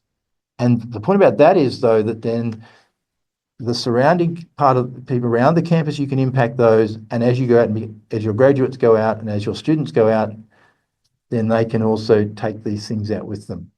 It's digitally technical enabled, but it's not driven by that. It's there is to support the human activity. It's human centric. They contribute, and it is not test subjects. So instead of forcing them to into a living lab, you build it around them to meet their needs. And it's very collaborative within the campus with stakeholders, researchers, practitioners, and others. So the one key message I want to leave with you as being BatStateU is, if you're going to build a smart campus, and I strongly encourage you to do so, that to build it as a living lab, but also to make sure that the sustainability and smart campus concepts go through all of your curriculum as much as possible and build it around that living lab. And that's how you get the most impact out of it, apart from all the sustainability benefits it gives to you. So now it's time to wake up again, because here's a test. Is Murdoch a smart campus? Here's our Vice Chancellor. Is he smart? How are we going? Yes, he is. He's a very smart guy, and he's an engineer to boot. So that's very good. Are the faculty and the teaching staff smart? Yes, they are. Thank you for the compliment. Are the students smart? Yes, our students are also smart.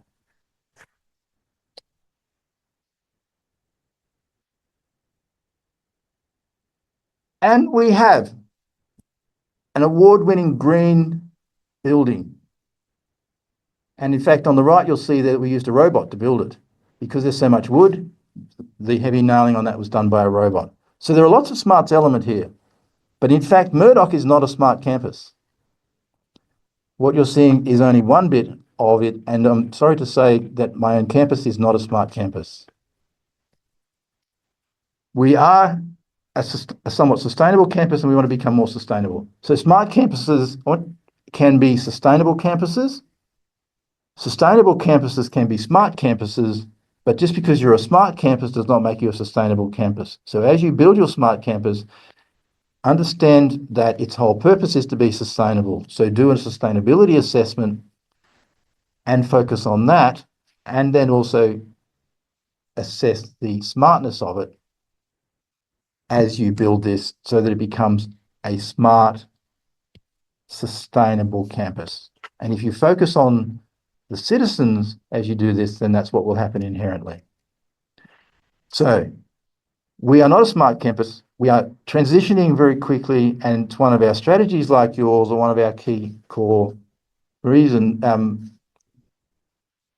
going forward, is to be more sustainable. We have 3 pillars. Sustainability is one of those, and we have 3 targets within that. One is carbon neutrality across our operations by 2030, 0% waste to landfill, and a net zero transport plan.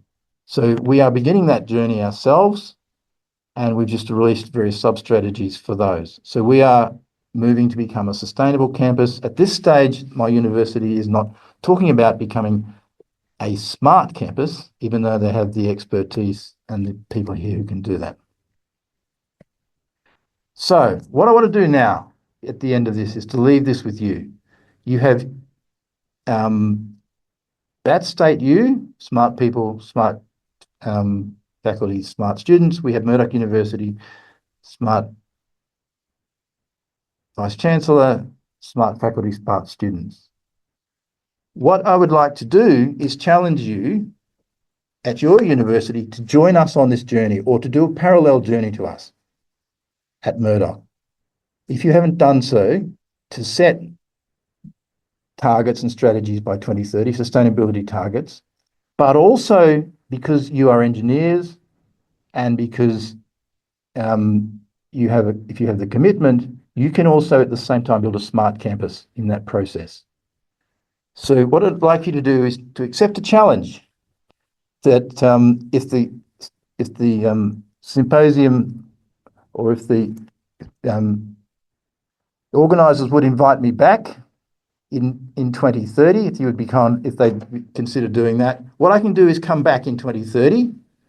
Doesn't mean you can't talk to me before then, and I can present in another plenary Murdoch's journey and where we've got to. But at the same time, I'd like to, in the same plenary session, to hear what your journey has been and where you've got to.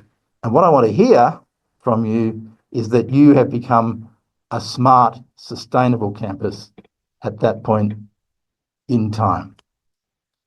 So, is that a yes or a no? Will you consider this challenge, and will you consider progressing down this path?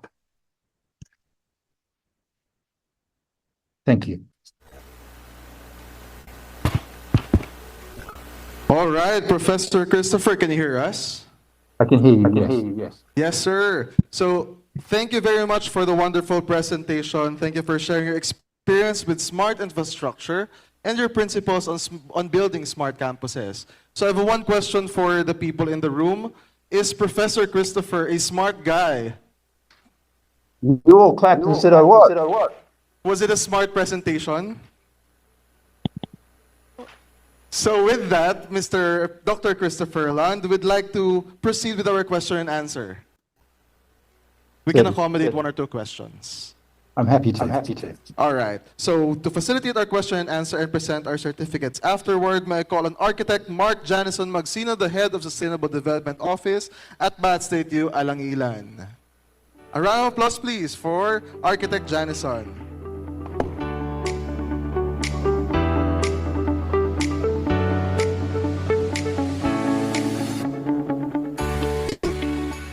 Hello, good afternoon everyone. So I hope everyone's still awake and attentive sa ating plenary discussion. So I would like to reiterate some key points regarding the talk. So first is the challenge of being a smart, sustainable campus. So we have been given this challenge to pursue further, rather than only attaining smart campus, but also being a smart, sustainable campus. So also, our speaker also mentioned that being a smart campus means taking into consideration a holistic approach. So integration of natural and built environment. So it's not only all about technology, but how we fully utilize technology to make our lives easier. And also, green buildings do not need to be smart, but smart green buildings are greener. So those are the main key points of our speaker.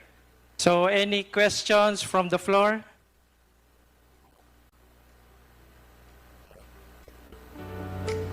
Any questions from our campuses? Extension campuses? From Pablo Borbon and Alangilan, any questions? Regarding smart campuses.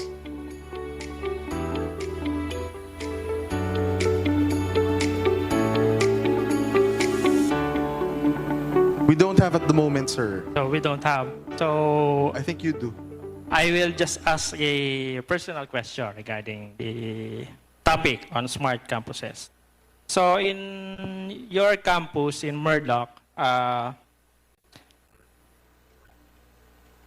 were you able to achieve the green accreditation or Green Star accreditation for your campus to be classified as a green or smart campus? Architect, he's rejoining our Zoom.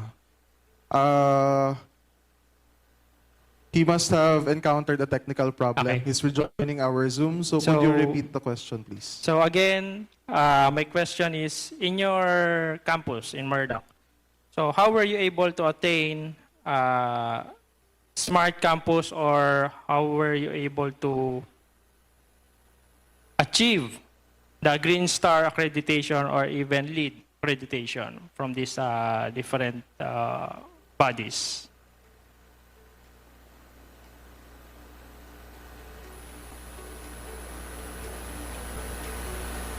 Professor, you're on mute. Is that better? Is that better? Can you hear me now? Yes, sir, better. So my apologies for that. That we had to. That's a very good question. I do need to say that the university received from the government also put its own money in for the purpose of building major teaching facility. And so there was weren't cost constrained in the sense on this. And so they actually went out and got consultants. They spent a long time planning what they wanted. So they started at where I said to start, with what are the needs and purposes of this building. They sat down, they laid out all the things and the elements that they wanted for that, and they gave it to the designers to come back with that. And they were able to do that. And so then we have that but it's the same process of talking about smart city. Work out what enhances the quality of life of the staff in that building. And what you want to achieve in sustainability.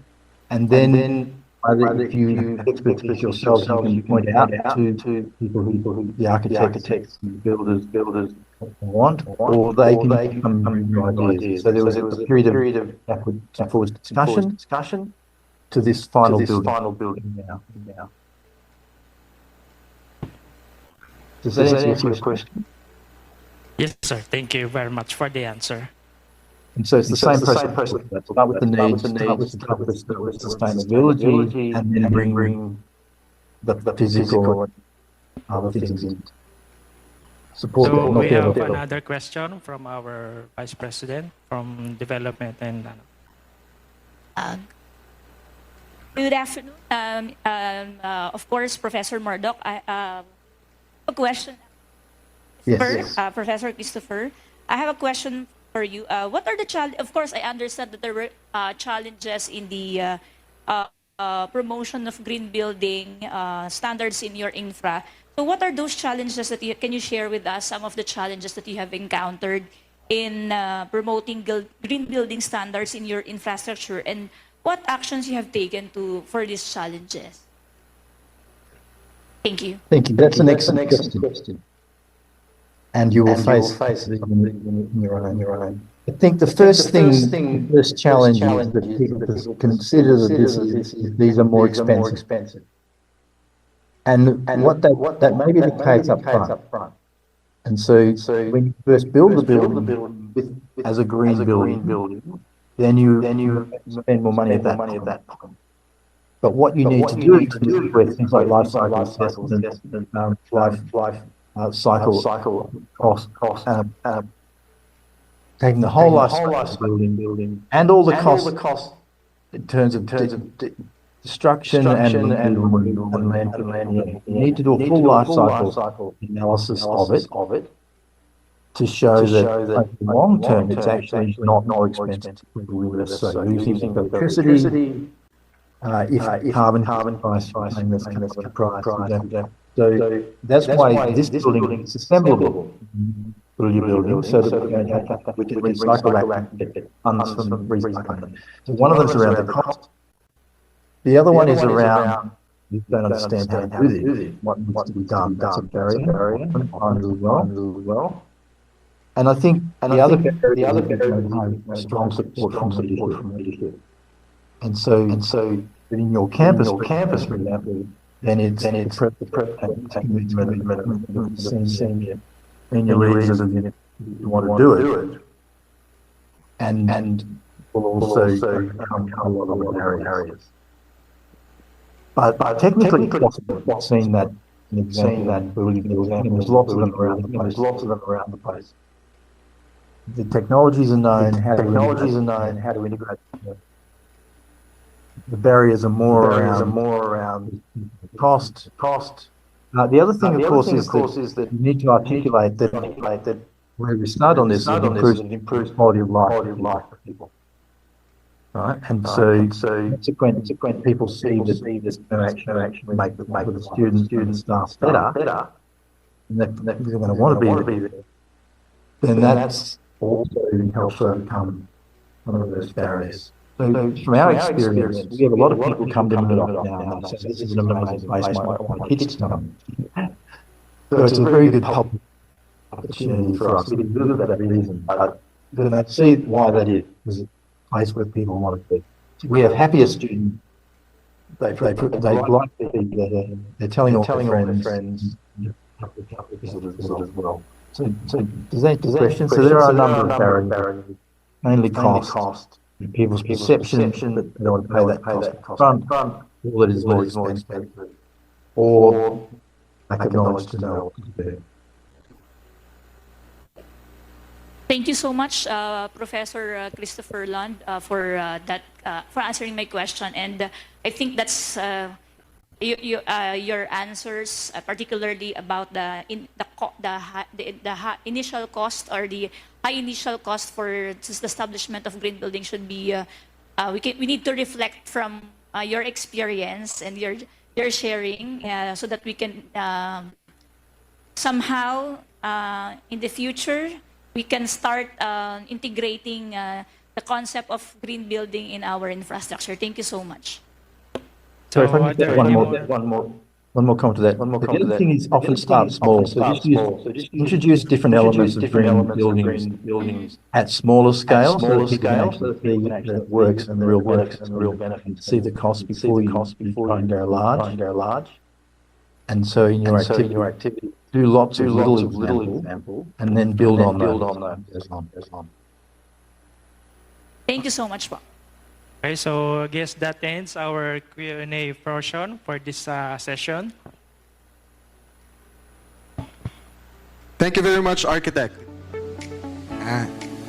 So Architect Janison, please stay here on stage as we invite also our Vice President for Development and External Affairs and SDO Officer, Dr. 𝒂𝒏𝒈 Garcia, as we award our Certificate of Appreciation to Professor Christopher Lund. All right, can you flash on the screen our digital certificate? Professor Christopher has been kind enough to join us virtually. He's in Australia right now. So allow me to read the certificate. Batangas State University, the National Engineering University Certificate of Appreciation is awarded to Dr. Christopher Lund. A round of applause please for Dr. Christopher Lund, the Professor of the School of Engineering and Energy at the Murdoch University, Australia, for generously sharing his experience as a plenary speaker in the 3rd Sustainability Summit, held March 19, 2025, a hybrid setup via Zoom, and at the Narra Hall, Batangas State University, Pablo Borbon Campus, Batangas City. So Professor, on the Zoom, you can also see this, the crowd in Batangas State University. So say hi. Everyone say hi to Professor. We appreciate your plenary talk this afternoon. Thank you very much. Maraming salamat po from the Philippines. So with that, let's take a picture. Can everyone please give a big smile? 1, 2, 3, and... All right, a round of applause please for the smart guy, Dr. Christopher Lund. Professor, please, you can still stay. We still have some more plenary sessions ongoing. So do hang around for till the rest of the summit. Thank you very much, sir. Thank you for the opportunity. All right, so that was Professor Christopher Lund for plenary session 3 on green smart infrastructures. So moving on to plenary session 4A, that is on waste management. Campuses generate large amounts of waste. From food waste to recyclable materials, and addressing that requires systemic innovations that prevent waste at the source and enhance circularity. This next session presents strategies that redefine waste as a resource rather than a burden.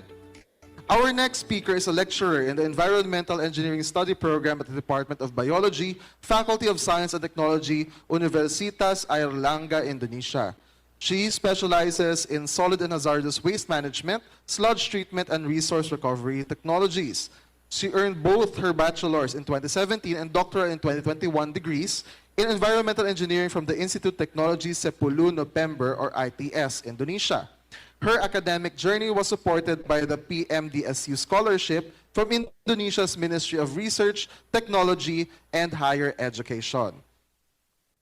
She has received several distinctions, including being named the best presenter in the 3 minutes thesis presentation at Comtech Ideas 2018 and serving as a delegation representative for ITS at the Strategic Partnership Forum 2018 in Taiwan. She has also participated in the international academic programs, including the Prom Program 2019 at Szczecin University, Poland, and the University Malaysia Sabah 𝑰𝒔𝒂𝒑𝒂𝒏𝒈 University Joint Community Program 2024 in Malaysia.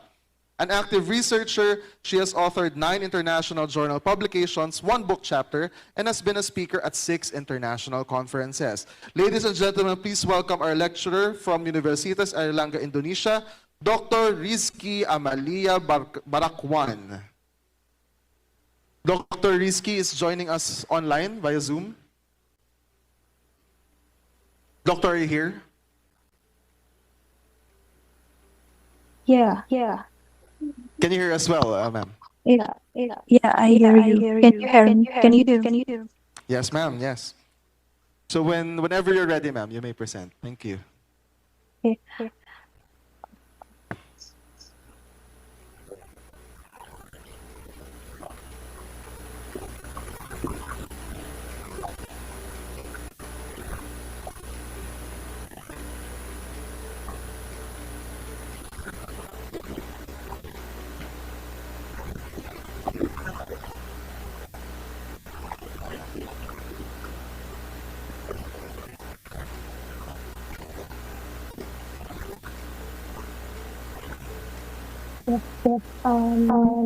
Good afternoon, ladies and gentlemen. My name is Rizky Amalia Barakwan. I will present materials related to the campus innovation in waste and food waste management. I'm very honored of this opportunity given by Third Sustainability Summit of Batangas State University to be one of the speakers in this afternoon. So my presentation outline is the first is introduction, and then about food waste overview, and innovative solution in the campus, about research, community service, stewardship, and teaching, and also the future initiative. And as we know, the Sustainable Development Goals that can improve the economic welfare of society in a sustainable manner, the sustainability of social life, and also the quality of the environment of life from one generation to the next generation until 2030. The SDGs related to the food waste management is the second, about the zero hunger, with achieving food security regarding the amount and policy for managing food waste in the university environment. And the second goal is the 12, the responsible consumption and production by the increased waste recycling production in the university environment, and then university policy regarding disposal of hazardous materials, and also the university's policy on waste disposal measures the amount of waste sent to landfill and recycle.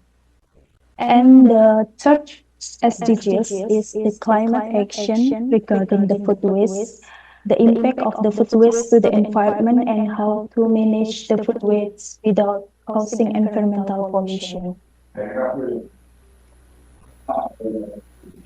And this is the waste hierarchy outlines of prefer order for waste management. The first prefer is prevention and the reuse, recycling, and energy recovery with disposal as a last resort. The strategies approach promotes environmentally friendly practices, ensuring efficient resource use and reducing environmental impact.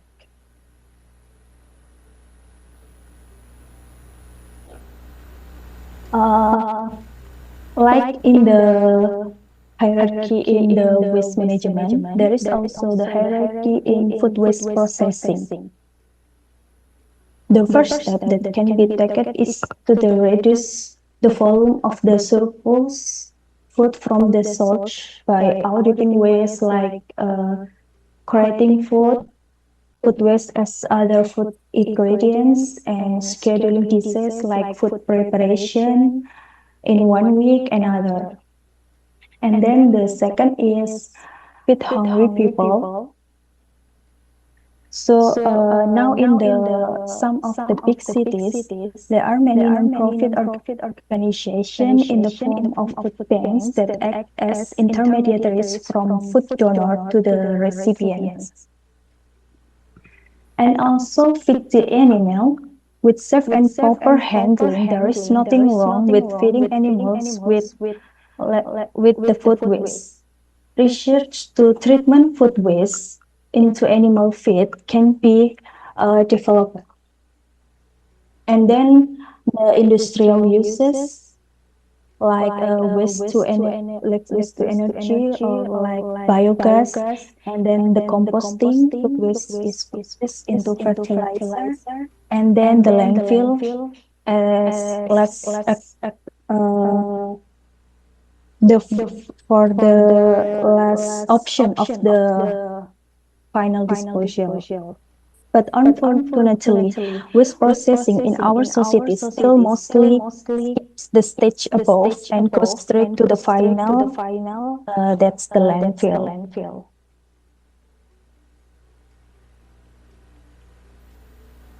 And this is the solid waste generated in Indonesia. The largest type of waste generated by Indonesia is food waste. And then Indonesia experienced at 54% increase in food loss and food waste between the period of 2019 to 2013. And what is the food waste? The food waste is like byproduct or waste that come from household, canteens, hotels, restaurants, and another catering service. And in 2022, the world is estimated to waste 1 billion pounds of food from the retail, food service, and household sector combined.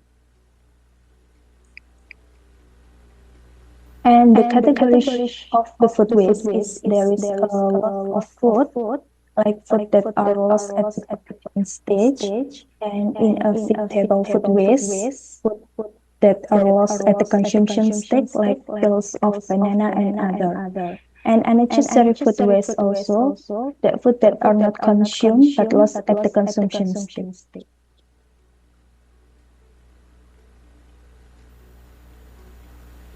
And food waste is biodegradable organic waste. This is the types of food waste and their uses. So the various environmentally friendly biological processing technologies are suitable for processing food waste. The selection of the alternative processing technology is based on the objective, the characterization, and the cost required, and also cost available.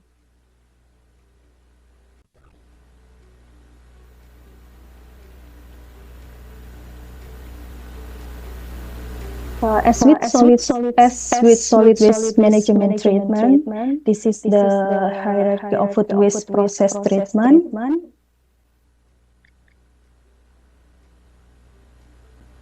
And then the next is related to the innovation of solution at the university.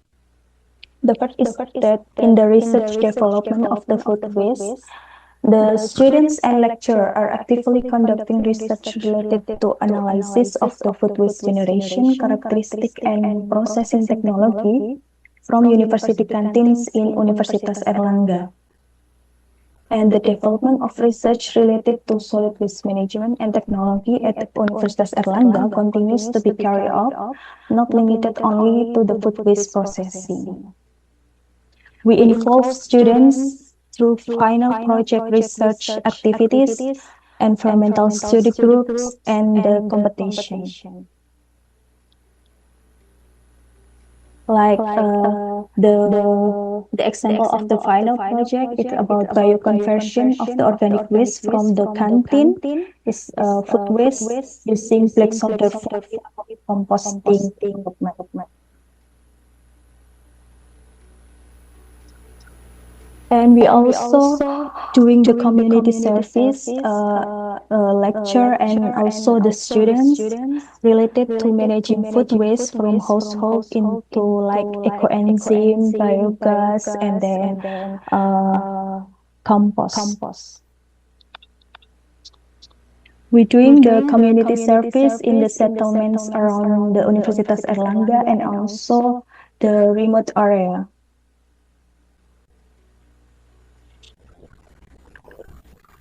And about the stewardship, Universitas Airlangga has an institution on like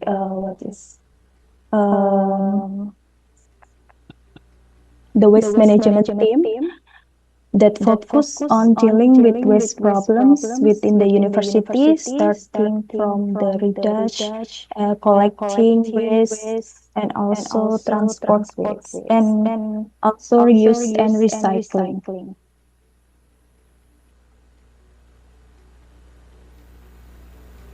And then UNER also collaborates with the wood or furniture industry as a third part that will process the resulting wood waste from the university.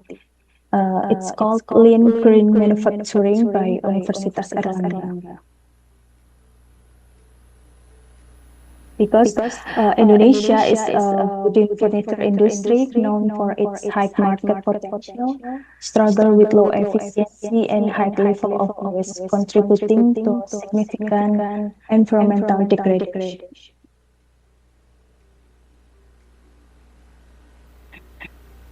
And Universitas Airlangga also has a compost house, which is actively developing large scale of composting. The composting is for organic waste produced by the university. The compost house is also a place for research development activities and practical teaching for organic solid waste management and technology in the environment, UNER environment. And about the teaching innovative, in the learning process, Universitas Airlangga is also active in bringing in practitioners and academics who are experts in the field of the waste management.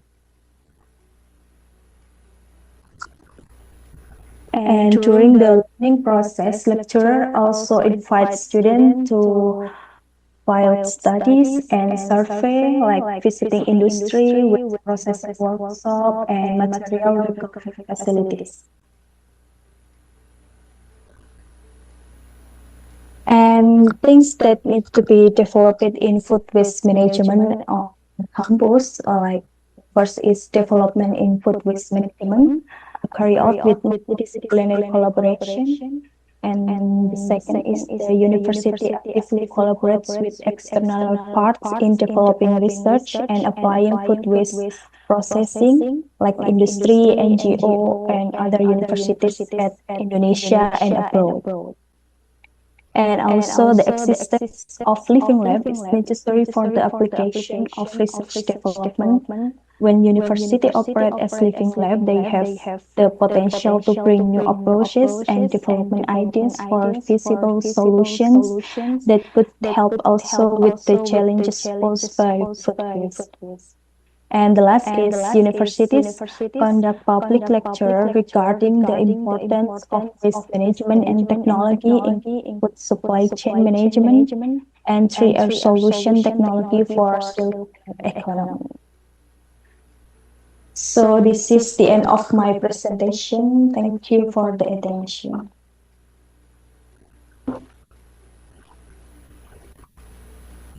Thank you very much, Dr. 𝒔𝒂𝒏𝒈 Ladies and gentlemen, a round of applause please for our speaker, our lecturer from Universitas Airlangga, Indonesia, on the topic of waste management, campus innovations in waste and food waste management.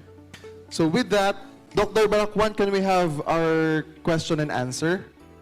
Can you give some time for a few questions? Okay, thank you. Of course. Okay. So to facilitate our question and answer and present our certificate afterwards, may I call on Engineer John Denver F. Falculan, the head of the Sustainable Development Office at BatStateU JP-LPC Malvar.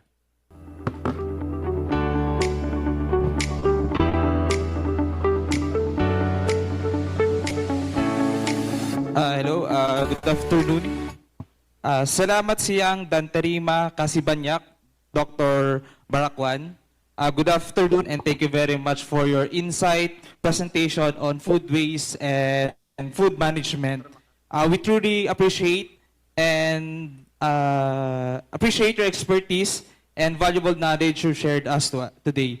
So the key points of this session, at first, is the importance of waste hierarchy and food recovery pyramid in terms of waste management. Second is the classification of food waste. So we have the loss of food, unnecessary food waste, and inevitable food waste. The third one, also the speaker also gave different solutions on how to process food waste. Now we will open the floor for questions. So please raise your hand if you have questions and kindly state your name and affiliation before asking. So do we have any questions, especially to the EMU offices?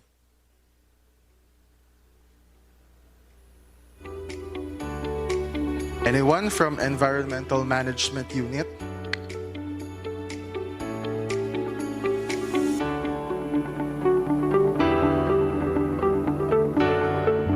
Or anything relating to food?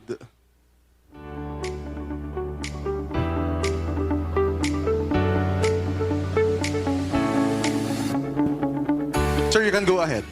Since I will be the one to give question, so based on the current condition, We have one here from Extension Services. Hello po. Hello. My question is, how can reducing food waste contribute to better nutrition, especially among our students?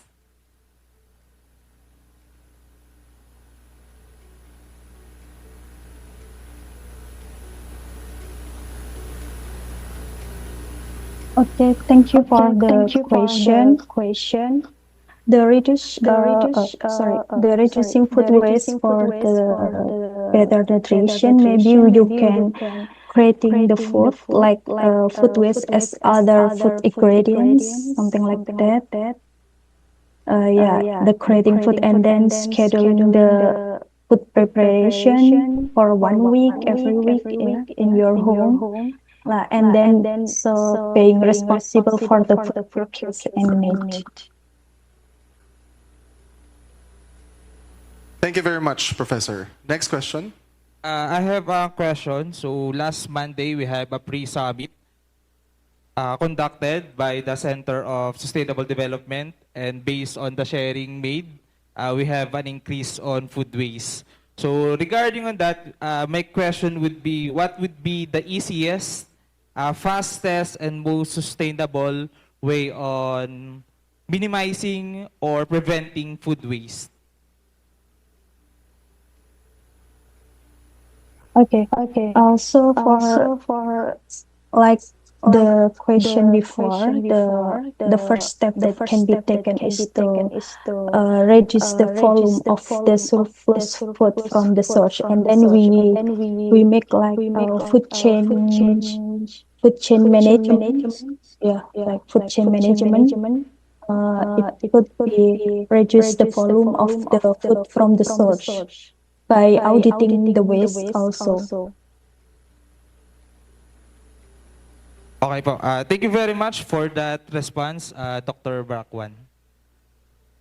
Do you have other questions po from the floor po? Any other participants with questions? Okay, we have one from EMU Alangilan. Hi, good afternoon. I'm Hazel Ruiz from Environmental Management Unit of Alangilan Campus. My question is, in terms of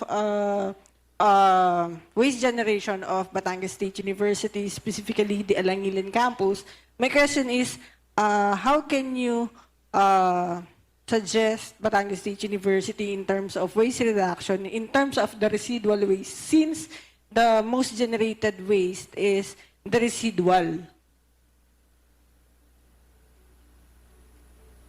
Yeah. Like in Universitas Airlangga, we have the compost house. Yeah, the compost house is process the organic waste from Universitas Airlangga, like yard waste, the food waste from the canteen in the university, to the compost and development the compost technology, and also now development food waste to animal waste to animal food. And we collaboration between the discipline faculty with the veterinary faculty and also the environmental engineering study program. And then we development the research in the compost house, and then we use the pilot scale in the area. So we built like a living lab for the organic waste treatment. Okay, thank you so much. But I do have a follow-up question. So Batangas State University has or have space constraints regarding on the compost area. So that is the #1 problem of Alangilan Campus. So what can you suggest or recommend in terms of space constraints? Land or space to be used as compost area. Maybe you can Batangas University can like a collaboration with the NGO or the government, or from, because in Indonesia our government has the compost house, and also is Thank you so much. they accept our waste to process, something like that.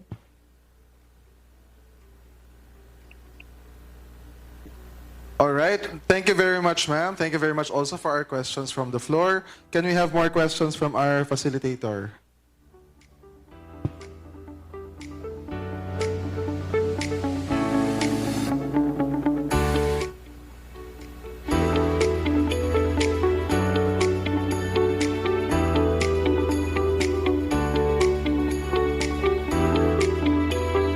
Thank you very much, Dr. Brakwan. So it's good to hear about the practical solutions that you have shared on this plenary session. Thank you very much. Thank you. All right. So thank you, Engineer John Denver Falculan, for facilitating our Q&A. Can we request you at center stage to be, of course, to join our Vice President for Development and External Affairs and SDO Officer, Dr. 𝒂𝒏𝒈 Garcia, so that we can award our digital certificate for Dr. Rizky Amalia Barakwan, our lecturer from Universitas Airlangga, Indonesia.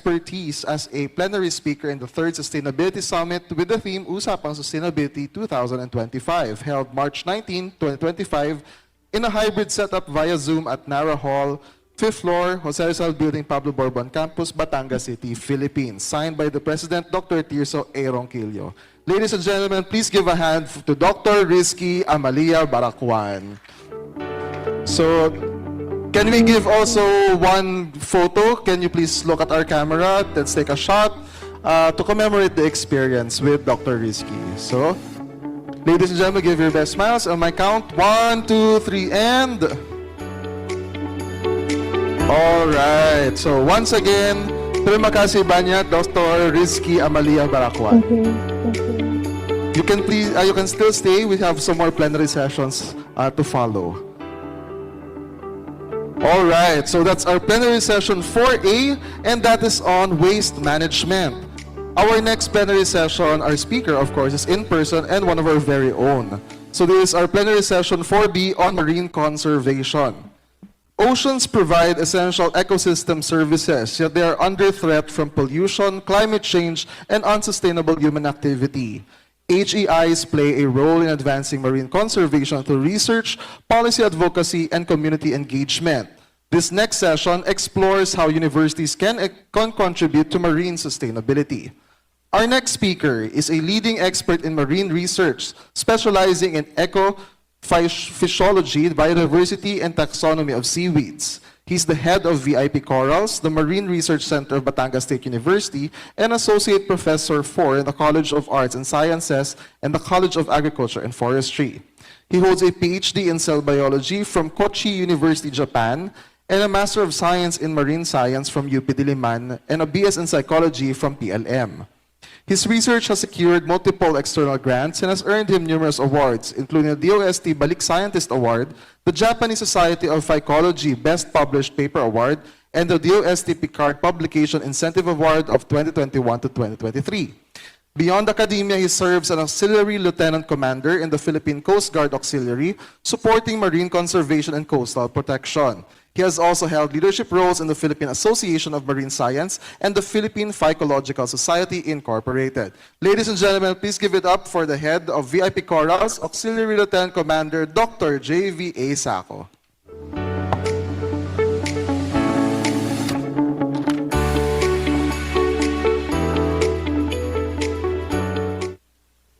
Hello everyone! Magandang hapon po sa inyong lahat.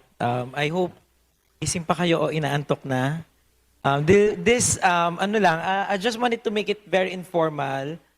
Since taga dito rin naman ako, let's not make very formal na lang. No? So, I'm going to share with you, in a way, best experiences and best practices of what we are doing in VIP Corals. No? So, the title of my presentation is The Role of HEIs in Advancing Marine Conservation Research and Innovation, the case of Marine Research Center for the Verde Island Passage.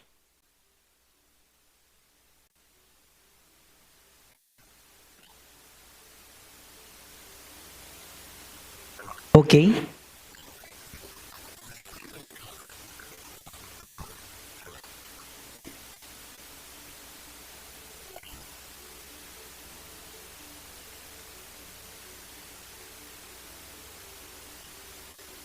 Sorry po. Ako pa yung may technical difficulty. Sorry.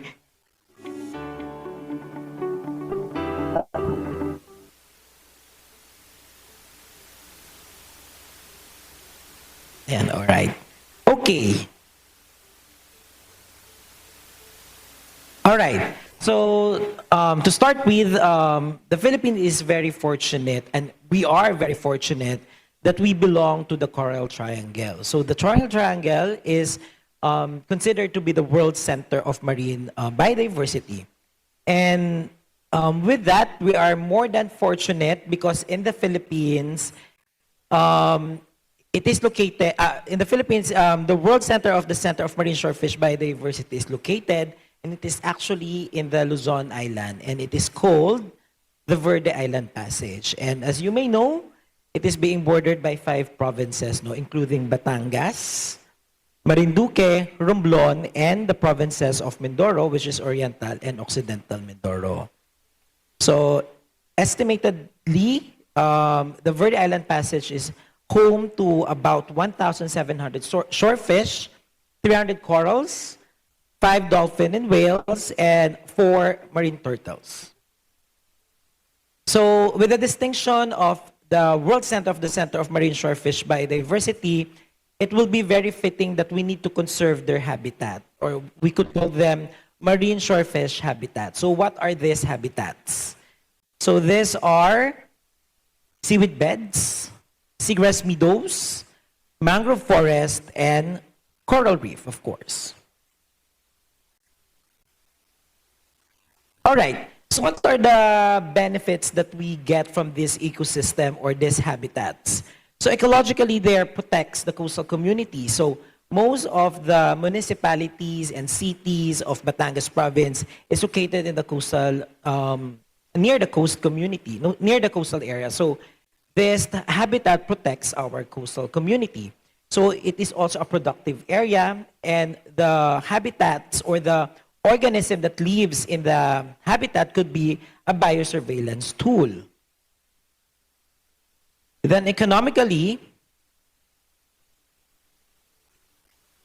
this provide sustainable tourism, livelihood, and also a source of protein to coastal communities.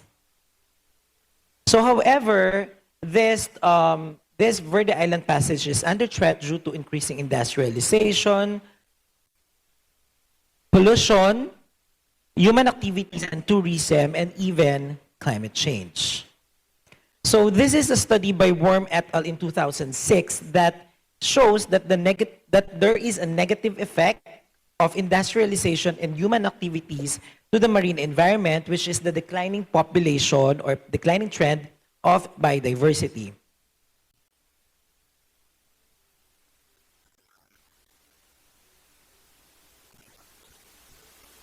So that is why on Feb 14, 2018, through the Batangas State University, the National Engineering University, through the leadership of our President, Dr. Tirso A. Ronquillo, we've established our Marine Research Center for the Verde Island Passage, and it is called Verde Island Passage Traffic Research and Aquatic Life Sciences, or simply VIP Corals.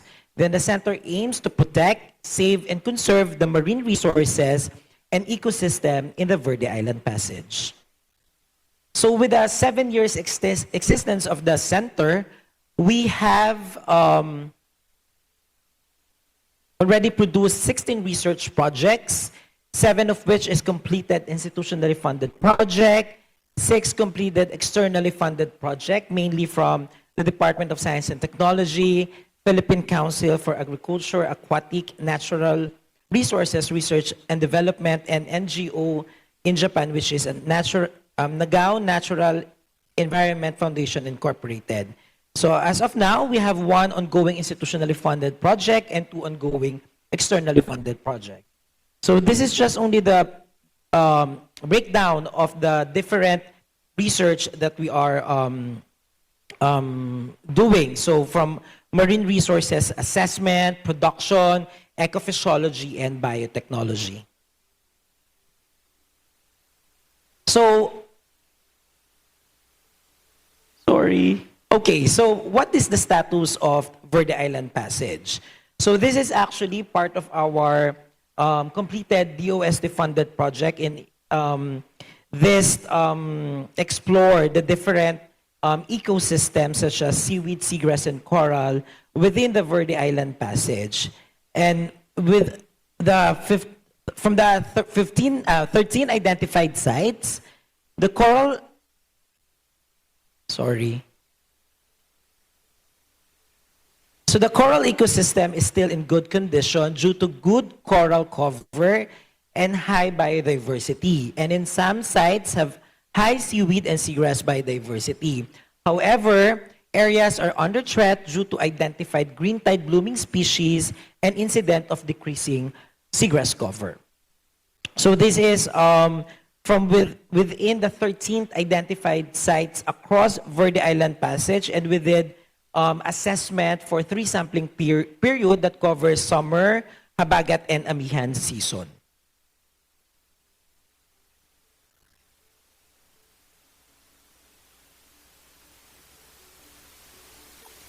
So with that, we found out that many non-MPA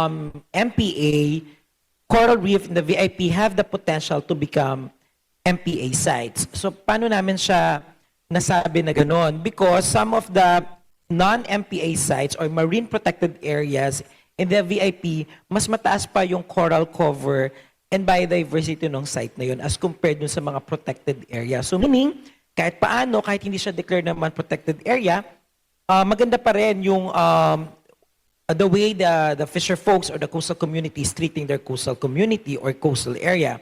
Pero para mas mapataas pa natin yung productivity ng area, we need to declare this as marine protected area. Actually, however, the VIP is still very vulnerable area because we've seen some increase of and this seagrass community are house or home of the danggit. If you are very familiar with danggit, dito po natin nakokolekta ang mga danggit. Also, we found a lot of economically important seaweed. So kung kayo ay familiar sa seaweed o yung mga gulaman or guso, ito po iyon. Ito po yung kapamilya niya. So ano po yung mga na-identify pa namin na may potential for cultivation. So nandyan ang sargassum, Gelligella, Asparagopsis, Halimania, at Ulva species. I-explain ko po yung ibang mga species po sa inyo para mas malinawan po kayo kung ano pong importansya ng mga ito. So unahin po muna natin ang ulva, which is yung nakikita nyong lumot. So if you are familiar with the recent incident in Boracay, yung sinasabi nila na lumot, yan po yung ulva na species po. No? So this incident could also happen to Verde Island Passage, no? Because this event is usually associated with high light condition, mataas na temperatura, at mataas na nutrient na nasa tubig natin.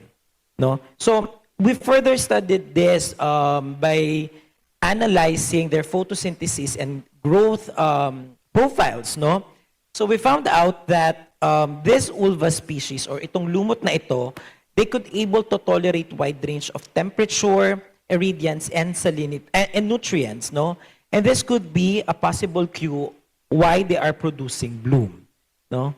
So we are recommending because of the flexibility and plasticity on the ecophysiological response of ulva species, this could be the reflection why they are producing bloom, no? So actually, technically, itong mga lumot na ito, nakikita naman talaga siya during summer. Pero, pag makikita natin to all year round, medyo may something sa tubig natin. Posible na mataas yung nutrient ng tubig, mataas or mainit yung tubig, kaya siya yearly nakikita sa dagat, specifically katulad sa incident na nangyayari sa Boracay ngayon.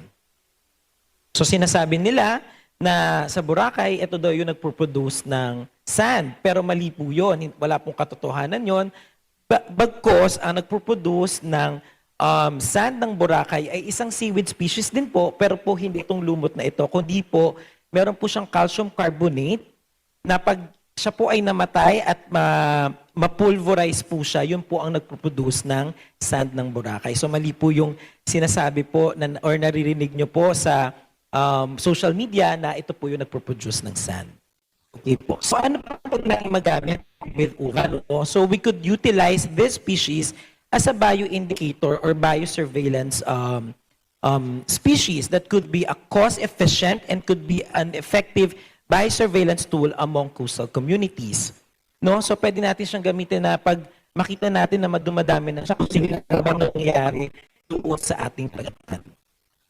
Okay. So another seaweed species that we also studied is itong Asparagopsis taxiformis, which is we are considering it as a climate change mitigation tool. So bakit kaya, no? So bukod sa nakain natin siya as food, no? Ginagamit din siya as pharmaceutical, meron siyang antioxidant property, meron siyang anti-cancer property. Pero ang pinaka-significant sa kanya sa ngayon ay meron siyang climate change mitigation tool because pag maglagay tayo ng 1 to 2% of this seaweed sa pagkain ng ating mga baka, it reduces the 90% methane emission from cow. So alam naman natin, ang methane yun ang pinaka-deadliest greenhouse gas na nakakaapekto sa climate change. So, kaya hot na seaweed species to ngayon. So, ang very unique din sa species na ito ay meron silang triphasic stage, no? Very unique because isang species pero magkakaiba yung itsura niya. Pero isang species lang siya, no? So ang ginawa namin, tinest namin which among the stages could be used for mass cultivation. So paano natin gagawin yon, no? So gumamit kami ng tool on measuring photosynthesis and growth because yun ang kanyang number one process, photosynthesis. So we found out itong sporophyte stage na ito parang buhok-buhok dito sa kanan ng screen. They showed that it could tolerate radiation temperature and although kahit lower yung efficiency na on absorbing light, at high temperature and radiance, but it is compensated by higher photoprotective response. So with that, sorry.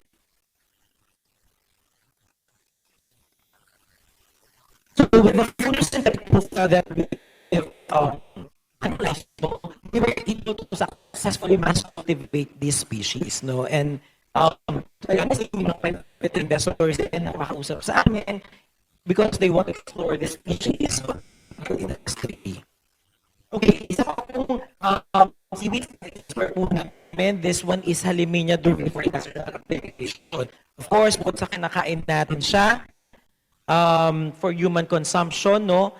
Meron din siyang industrial application because of its high-valued pigment. Yung high-valued pigment niya is yung phycoerythrin and phycocyanin, no? So sa industry, ginagamit na siya for colorants sa ating mga makeup and even for food usage, no? So we did seaweed farming of this species, no?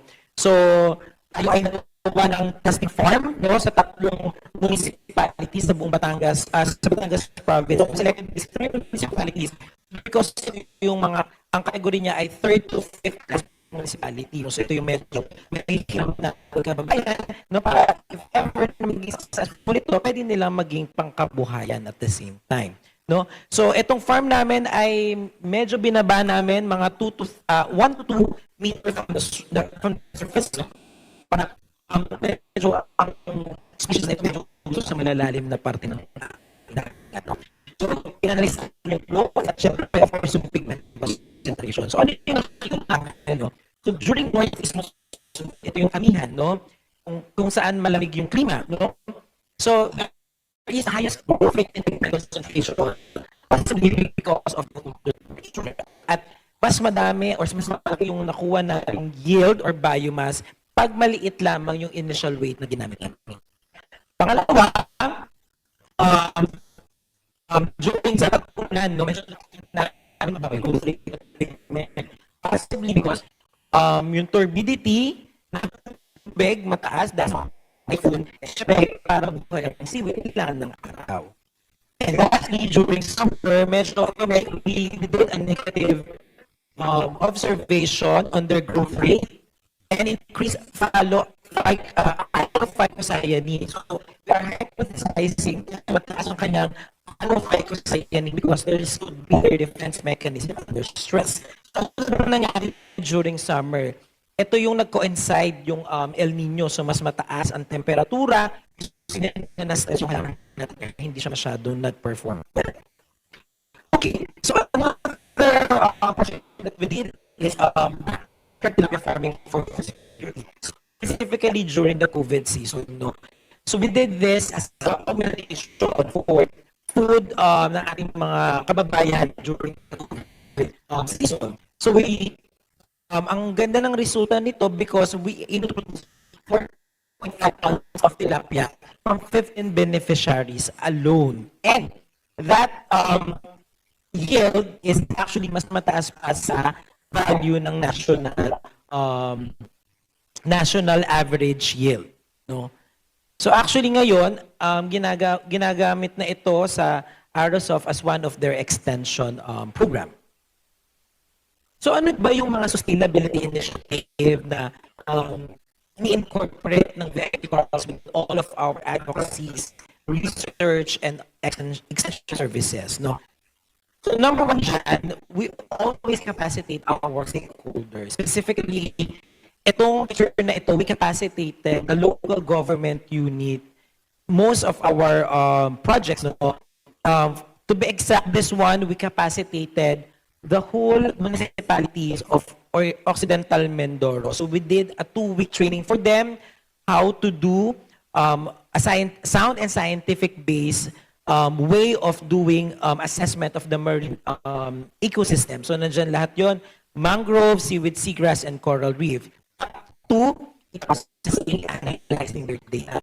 So we are doing this para syempre, meron na silang kapasidad na sila mismo na ang monitor ng kanilang mga marine ecosystem sa kanilang lugar.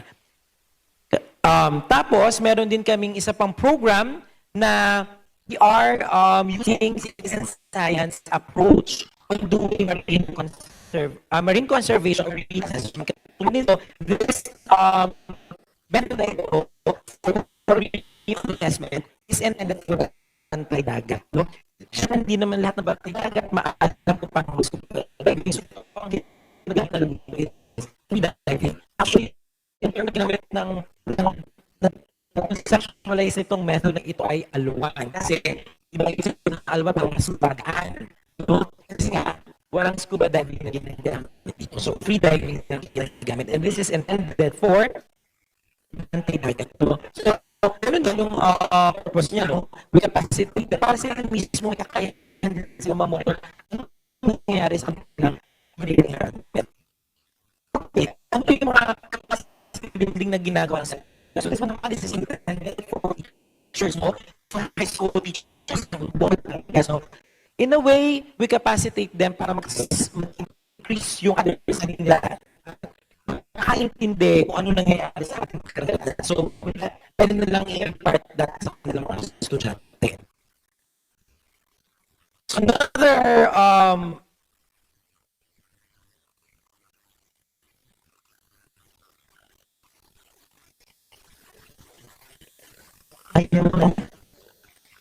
okay. So, medyo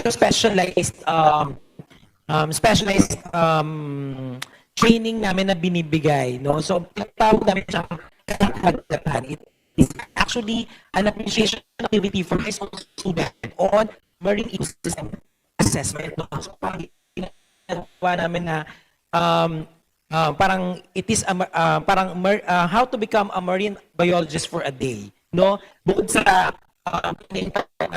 conservation strategies, mapangalagaan natin ang ating karagatan, binibigyan din natin ng kamulatan ng ating mga high school students na pwedeng magkaroon ng career with marine biology. So, ito yung ginagawa natin. Isa lang, para gumagamit ng snorkel, mask, para makita kung ano nasa ilalim ng karagatan.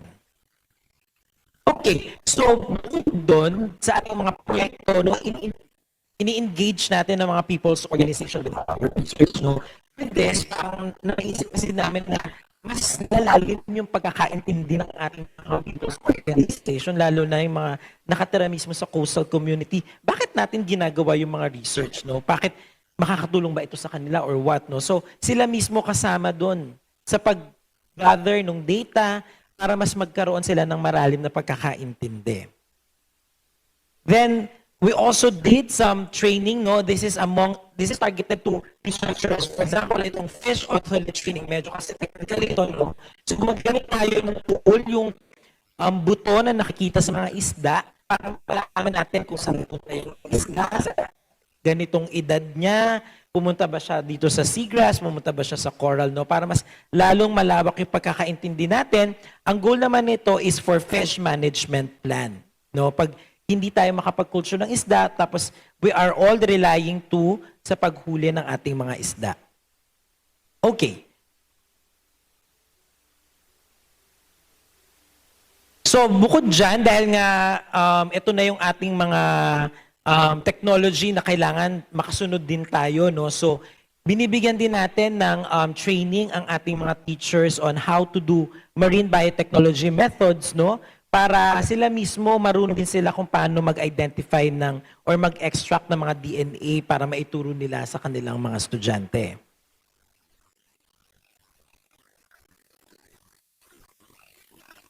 Diyan, another initiative ng center is we always include information, education, and communication campaigns with all of our research projects. I think ito kasi yung nakikita natin na gap kung bakit hindi na-deliver sa common masses yung resulta ng ating mga research. At syempre, this is hardcore science, no? So, paano yung mga ginagawa natin, how to maipalapit yung informasyon na nagagawa natin sa research sa mga kabayan, no? So, nandito meron tayong online repository hub. So, this is a public website wherein everyone could be able to see kung ano yung mga collections na meron tayo sa VIA. So, it is a public domain that you can access that. So, we also have, for example, this one naman is, ang tinatawag namin dito ay Ulva Watch, wherein pwede tayo mag-report ng possible na may green tide blue sa lugar. And this is not only in our region, but this is in the whole country. So, tayo rin po ay gumawa ng mga material. So, this one is in collaboration with Social Innovation Research Center during the time of Ma'am Babes, no? So, this is a storybook that is intended for mothers. Meron naman tayong radio drama that is intended for children because we've seen na hindi lahat may TV, walang access sa ibang community with TV. So, we produce a radio drama. So, para naman sa ating mga official sa Lando, nilagyan natin ng konting lalim kung ano yung nakikita rin sa dagat. Ito ay nakaplas dito. So, meron din tayong brochure, no, sa ating mga turista na pumupunta sa mga different resort para mas malalim din yung pagkakaintindi nila. Para ay katulad ng coral. Yung iba sa atin ang alam sa coral ay bato. Pero hindi nyo pero ito ay isang animal, no? Tapos, meron din tayong mga ginagawang campaign para to debunk some of the myth. Like, for example, itong ang green tide bloom na ang sinasabi ng tao sa Boracay na ang green tide bloom or yung lumot ang nagpo-produce ng sand ng Boracay. So, tayo rin po ay nagpaka-unlock ng mga interviews from different news articles or news agencies and we also did media appearance, no, para mas malawak yung ating reach sa ating mga kababayan, no. So this one is with Philippine Center for Investigative Journalism. They did the podcast. There's also an interview on 𝒂𝒂𝒏𝒂𝒃 𝒊𝒏𝒂𝒃. This is a flagship program of the province of Batangas. So we have interviews from different international news agency. For example, Nikkei Asia and Al Jazeera, and of course our very own Philippine Star. So we also did another way of doing sustainability program within the center is accepting a yearly internship program, no? So we're in mga students, ito usually these are BSBio students from our university and also within from CLSU, Central Luzon State University, Batangas State Manila, also hosted from University of the Philippines. And actually this year will be a very diverse interns because from Western Philippines University in Palawan, we will be hosting them.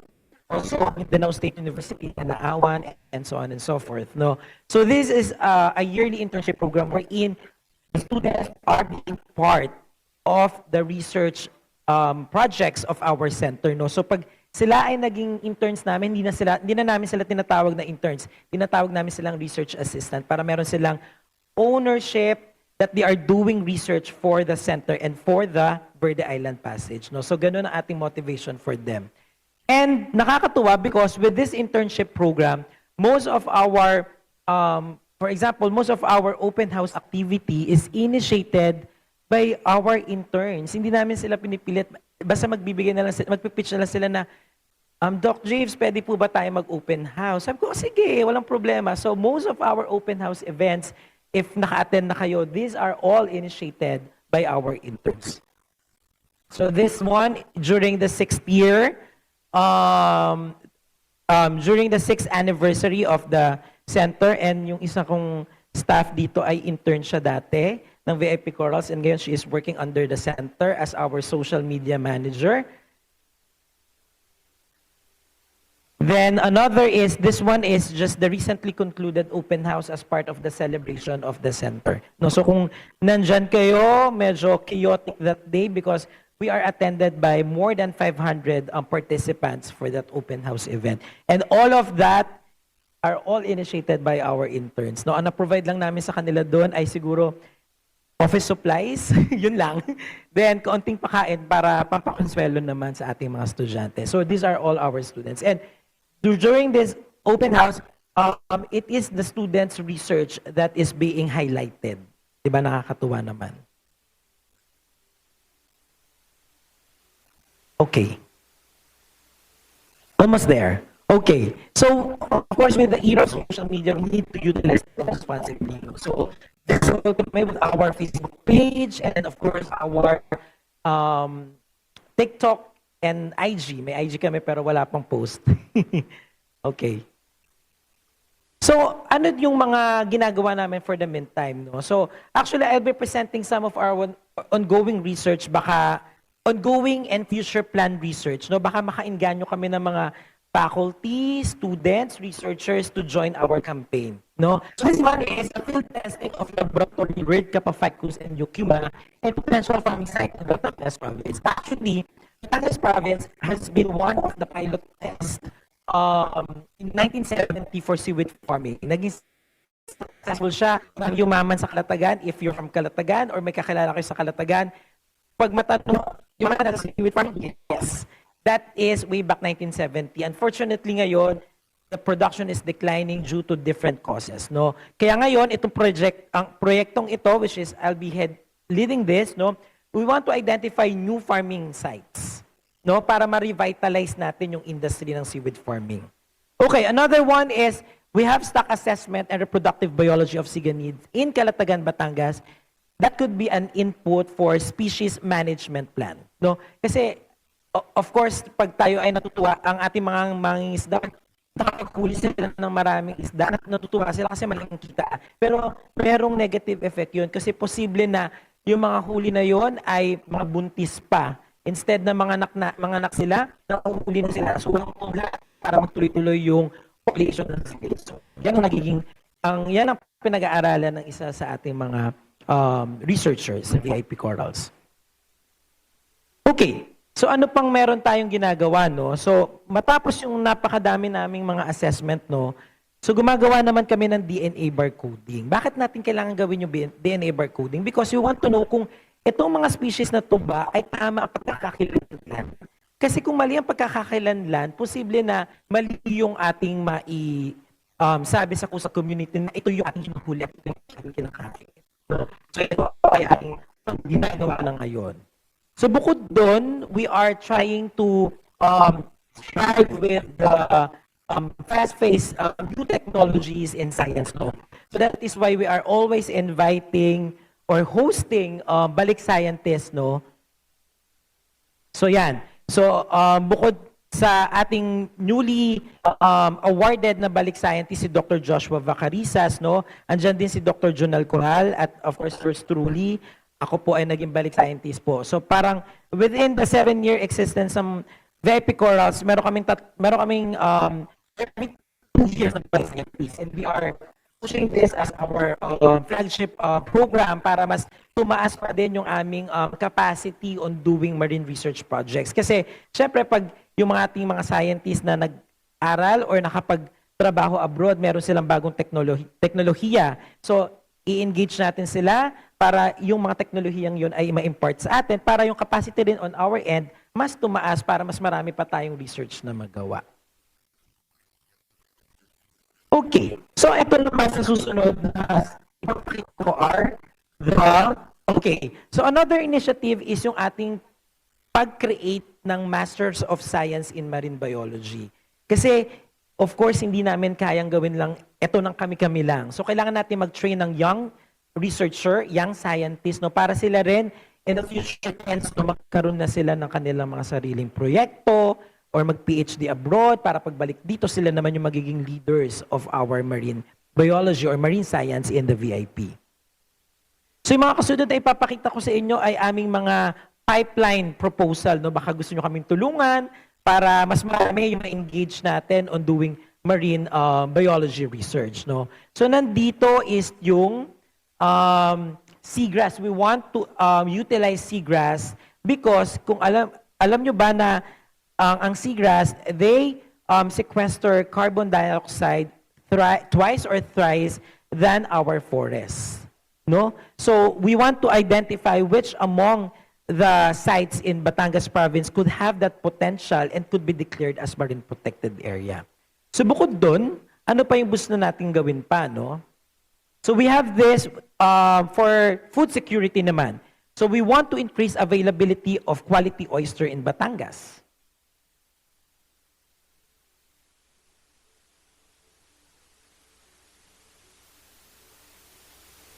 Next na nga, sorry.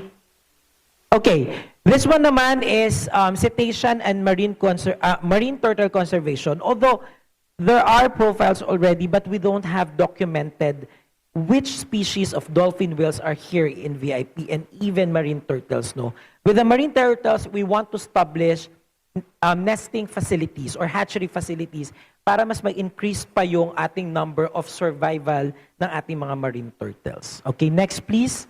So this one naman is coral larval enhancement. You may be familiar with coral nursery, no?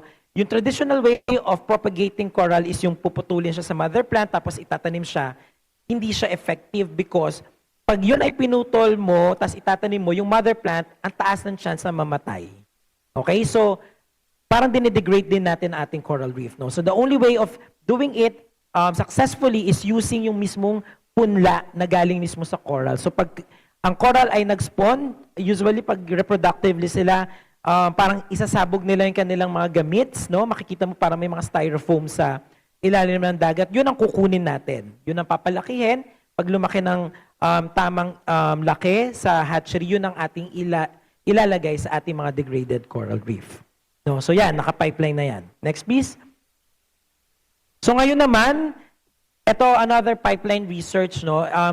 Nasubmit ko na ito for concept proposal sa NRCP and I hope mapansin siya. Wherein ang gagawin natin, i-utilize natin yung mga huli nating reef fish at invertebrates para mas malaman natin na ano bang kalagayan ng marine protected area natin. Pero bakit isda at invertebrates? Because yung mga reef fish at invertebrates, doon sila namamahay sa marine protected area. So sila ba ay maganda ang kalagayan based on ang ating i-measure dyan ay microbial, parasitological, at microplastic. No? So with that, we could able to reflect kung masaya ba yung mga isda at invertebrates dun sa mga marine protected area. Okay po, next. Ngayon, ito naman. Actually, we are very, ito yung na-observe namin with going around the Verde Island Passage, no? Yung mga kabataan natin and even yung mga coastal community, nagugulat sila na pag sinasabi namin that Verde Island Passage is the world center of marine shorefish biodiversity, hindi nila alam yon. So nagugulat din kami on our end, parang it is already worldwide knowledge na at common knowledge na siya, pero sa kanila hindi nila alam yon. So we want to incorporate that, and one way of doing that para mas ma-instill sa mind ng ating mga kabataan is to be part of the curriculum, specifically for elementary and high school. No? So yun, we will try to develop and design science communication material for elementary and high school students. Okay, next. Another one, last two na lang. So this one, we want to try an automated marine ecosystem assessment. Dahil nga, syempre, kakaunti pa lang kami ngayon, baka pwede natin ma-utilize ang technology para mas mapabilis natin yung pag-a-assess sa isang lugar. So baka naman, pwede nyo kami matulungan so we can able to pitch in how to do that. And lastly, we have this submarine groundwater discharge. It might not be familiar to everyone, pero kung nakaligo na kayo sa Mabini, meron doon Sea Spring Resort. Tinawag siyang Sea Spring because doon sa lugar na yon may mainit na parte sa Mabini. No? So, bakit kaya mainit yung lugar na yon? We want to know kung bakit at bakit anong mga species lang yung nandoon. No? So, ang hypothesis doon ay sinasabi daw nila that that is part of the massive volcanic system of Taal. But we're not yet sure because we want to find that out. Okay, next. All right, so moving forward, no? So, we want the local government units, resort owners, citizen science, and academe to do continuous monitoring of the identified sites for possible changes on the marine ecosystem and possible new sites for monitoring. Since we did a lot of capacity building, no? So, we are encouraging yung mga ating mga stakeholders na na-train natin na sila na mismo ang maggawa ng kanilang assessment para sila yung mag-monitor directly ng changes doon sa environment. Next po. So, creating culture technology for other notable seaweed species and marine organisms such as sea cucumber for possible alternative livelihood. Number one, because hindi naman everyday nakakapangisda ang ating mga mangingisda. Siyempre, may ano dyan, pagbagyo. So, ano yung posible nilang pwedeng gawin? So, we are suggesting that they could able to do seaweed farming, ranching ng sea cucumber as part of alternative livelihood. Or possible na hindi na siya maging alternative, pwede naging siyang maging major livelihood. Next slide. Incorporation of projects result to different policies and ordinance in LGUs. Actually, naka-pipeline na ito na with the completed research projects that we have, we will do a project brief of each of the projects and we will be submitting it to all of the LGUs within the VIP. At least meron silang scientific basis if they want to do something on the protection, conservation, or utilizing their marine resources in the VIP. Next slide. Okay, so empowerment of LGUs, Bantay Dagat, People's Organization, and NGOs with sound and science-based training. Ito, nakita natin to during the oil spill. No? Kasi ang ating mga coastal communities, ang ating people's organization, they are the one who's in the first line of defense. So, doon natin nakita yung importansya na dapat i-equip natin sila.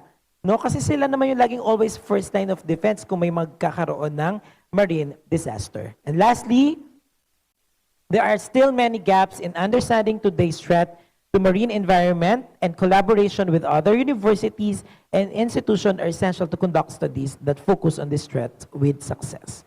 Next slide. Okay, thank you very much po. Ito po ang aming email address, ang aming social media sites, no, if you want to reach out with us. And I hope marami po kaming ma-engage na student, researchers, and faculty on helping us on doing marine biology research para sa VIP po. Marami pong salamat.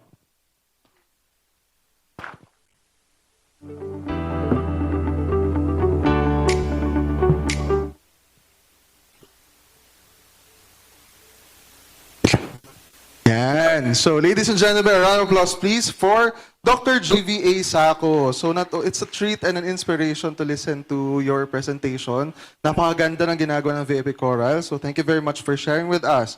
Not only is it inspirational, but also well-timed. Kasi we're just in time for our Q&A. So, I will pass the mic to Dr. Waverly P. Mandani Garcia to facilitate our question and answer. Thank you very much, Sir Junix, and of course, thank you very much, Doc JV, for sharing the story of VIP. Of course, this is our very own initiative because VIP is in the university. So before we start our question and answer, and while you are preparing your questions, I just need to give some of the insights and what I have learned, of course, from our resource person. We know that medyo nakakalungkot lang that the community doesn't know that VIP or the Verde Island is the center of marine biodiversity. Na alam nating matagal na yan, but the community doesn't know about it. Na it's just how many meters away from their home, from their doorstep. So I'd like to share that, of course, the health of the VIP is okay, but there are some areas that is deteriorating. Particularly, you've mentioned about the green tide blooming and seaweed incidents and decreasing the seagrass cover. That's why you're doing a lot of research work and programs and projects to ensure that VIP will, despite its being vulnerable, we have mitigating actions for that. And I'd like what you have shared, that you're developing solution, particularly the climate change mitigation tool, such as the introduction of asparagopsis taxiformi from from the VIP samples, right?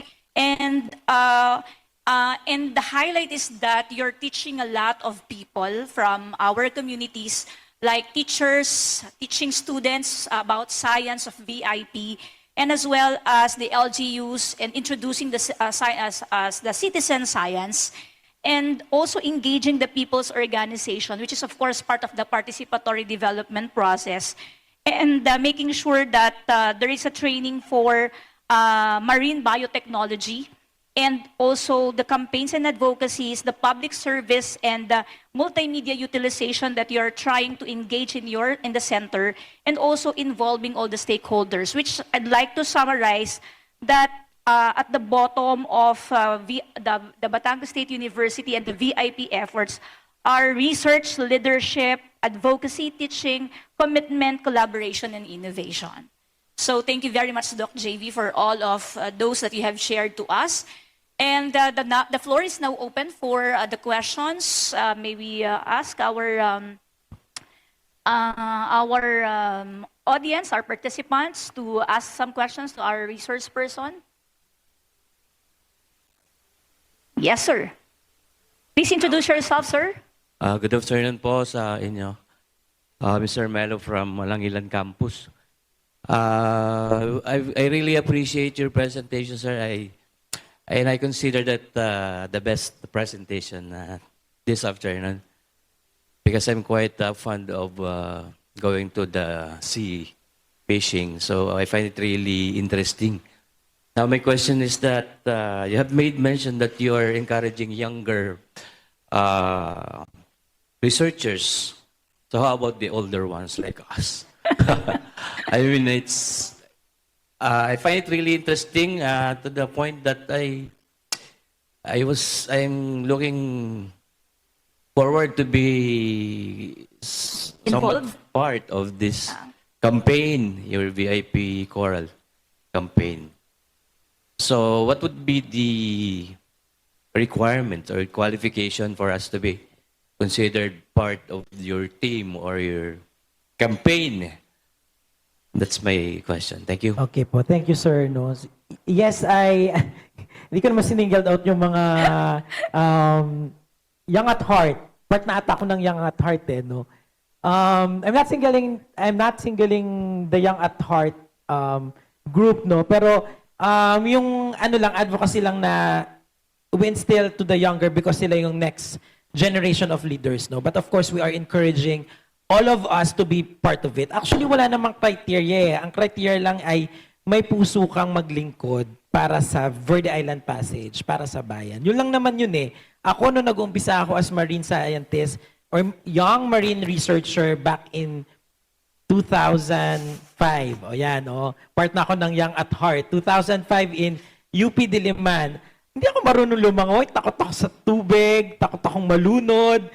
Pag hindi ko na aapakan yung floor, feeling ko mamamatay na ako. Pero hindi siya nag-bother with me because I really love what I'm doing, no? And nag-progress na siya with how na-instill sa akin yung kultura na ang paglingkuran ang bayan. Yun lang naman yun eh. There's no any other criteria.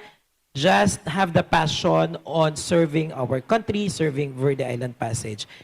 But for technicality, if ever po, sir, kunyari, meron po kayong you want to pitch an idea, of course, we are very open for collaboration. And sometimes po, we are encouraging na pag sa mga ibang faculty po, pag sila po yung main person na nagbigay ng idea, it will be fitting that you will be the project leader and we only be the, parang kami po yung sideline po. Kayo po ang nakapag-isip niyan, tutulungan lang po namin kayo how to make it a proposal, a project, and a research. No? Then, yun po, and that is your ownership. And kami lang po ay tutulong para makabuo ng magandang konsepto para sa research po. Yun po, sir.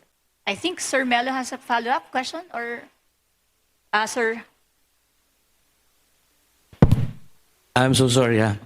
I really find this really interesting to the fact that I am into vlogging.